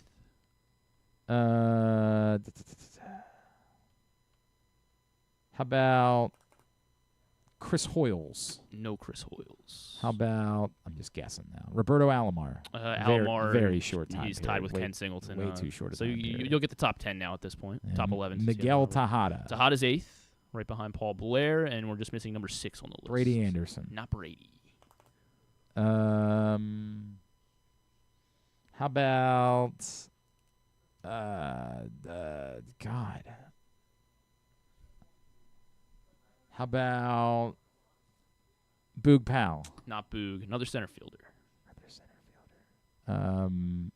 It's not Cedric, right? No, it's not Cedric. Don Buford. Not Buford. Don Baylor. Unless I'm wrong that he didn't play center field. He was an outfielder. He was an outfielder that I know that may for or may sure. not have played center field. Well then, thanks for making it easy. You're welcome. He was an outfielder. Appreciate it. How about another outfielder that had? Yeah, he was a center fielder. Another center fielder. Oh, Stan. Give me an Oriole center fielder that might have had 4 hits in a game. 4 hits in a game. Yeah. Center fielder Al It Bunbury. did it. Yep. Boom. Yeah, you know what? I should have gotten Al Bunbury. That's on me. That's on me. Well done, Glad sir. I could be of That's a service. good walk-off, Thanks, by man. the way. That's a Thanks, good walk-off for you Should I today. drop the mic? Oh, I got to get that stuff from you, so you can't leave quick. I got to get that. I We're do have to almost get done, that we're from you. almost All right, we're about to wrap. All right, or you can just bring it in. Whatever. Steal his car. You should steal his car. Yeah, all right. I mean, okay. You want to hit the thing? So Cedric Mullins now with him being gone, no more current Orioles in the top 25 of this list now with 4 hit games. We got to change that. Yeah, we do. Let's go. Okay, everybody, it's going to be quick today. What was the main focus today, Coach? Fundamentals, ball control. It's always huge. Any early thoughts on the competition this year? Well, look, this is the best of the best players in the world. It's going to be an amazing tournament. Tournament? Yeah, the BMW Championship at Caves Valley. What are you guys talking about? All they ever ask me about is football. All right, here's what's coming up totally tubular-wise this weekend. Orioles-Cubs today, Masson 2:20. It's also kind of part of the game will be on MLB Network. I think that's like a joined-in-progress deal. Trevor Rogers, Cade Horton, the pitching matchup. Tomorrow, Masson 2 at 2:20, and then on FS1 in the rest of the country, Tomo Sagano, Ben Brown, the pitching matchup. Sunday, 2:20 on Masson 2. TBD, I think everybody thinks it's Cade Povich will be pitching for the Orioles against Matthew Boyd. So that's what's going on this weekend. Of course, the Savannah Bananas at Camden Yards tonight and tomorrow. Tonight at 7 on ESPN, and tomorrow at 7 on ESPN2. Unfortunately, my family is now not going. What? It's a long story. I will share it with you at another time. Okay. I'm bummed about it, but it's what it is. So what's happening to They've already been... What? It's a long story, man. It's a long story. Can't wait to hear it. Yeah. It's not pleasant. Whip Snakes, but it's fine. It's fine. Whip Snakes, Redwoods tomorrow night, Come on, 8 o'clock. bounce back. This is must win. It is. The must win for the Whip Snakes to Come have a chance at this point. Matt Brandow, keep it going. Tomorrow night at 8 on ESPN Plus. I don't know where they are this weekend. Denver? Is that right? Or was Sure. that last weekend? The Football Hall of Fame yes, enshrinement ceremony for like the weakest class of all time is tomorrow. Say that to their faces. I know, that's a great point. Antonio Gates. That one undoubtedly not. Who else is in this? Jared Allen. Yeah, which is Eric Allen. Right. And then 2 others. Oh, Sterling Sharp. Sterling Sharp, yeah. And then another guy. There is another guy. Why am I not thinking of who it was? Was this Peppers? Was that? No, I don't think so. I feel The like hell was the other? Pro it's Football Hall of Fame. I wasn't watching the game last night. I'm sure. I was watching. Yeah, because I definitely remember seeing Eric Allen, and he was good. Is it just the 4? No, it's just the 4 of it's them. just the 4. Yeah, Okay. it's just the 4 of Alright, them. cool. That's it. Nailed it. Well, Antonio Gates in any year is Yeah. an A+, but everybody else, meh. Anyway, yeah, that's tomorrow at 1 on ESPN and NFL Network. And what else matters? Oh, the Speedway Classic is tomorrow that's night. right. Should've brought that Can up. watch baseball from Bristol at 7:15, Braves and Reds on Fox. And, of course, SummerSlam. I know that's where your head will be this Sweet. weekend. 6 o'clock both days on Peacock. I'll be watching all the highlights. Everything else, find at GlennClarkRadio.com. Deadliest Catch, Season 21. Hell yeah. I can't Premieres believe tonight. we're still doing that. Why wouldn't we? Built in Birmingham. That's the Brady, the Tom Brady, Birmingham City, the document, like the Welcome soccer to Wrexham. thing. Yeah, soccer Sure. thing. Chief of War on Apple TV Plus. This is With respect, you ain't Ryan Reynolds. You're not No, Rob I McElhenney. agree. Sorry. Yeah, but I think they get like relegated in it, so that's kind of funny. Like, okay. that'll be interesting. That's Birmingham interesting.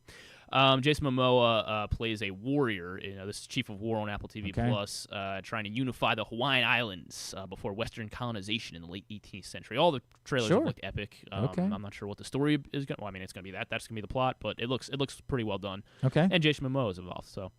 Netflix. Sophia Carson is in a nice little, looks like a rom-com, more so rom-dram, I guess. My Oxford Year. She's American. She goes over to Europe to go to Oxford University, and she falls in love. Yeah, with a British guy. All So right. yeah, it's from the same producers as Fault in Our Stars. So Okay. people are like, great, now I'm gonna cry when I watch this. So that's on Netflix. Final Destination: Bloodlines is streaming on HBO Max. If you haven't seen it yet. I know it's on everyone's list. I haven't, and I won't, and that's the reality. There's Sorry. the highlights.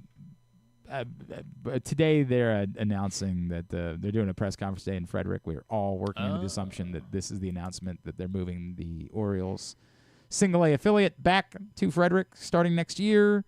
as Attain owns both the Keys and the Ironbirds, and so the question will be what becomes of baseball in Aberdeen, and it looks more and more like the answer will be nothing, that there just will be no, minor league baseball in Aberdeen moving forward, and they'll have to repurpose the area, but we will find that out today. The expectation is that the announcement is that the Frederick Keys will become they're having an announcement. Why would they be announcing anything else? The expectation is the Keys will go back to being the Orioles' high A affiliate, but we will we'll react to that accordingly.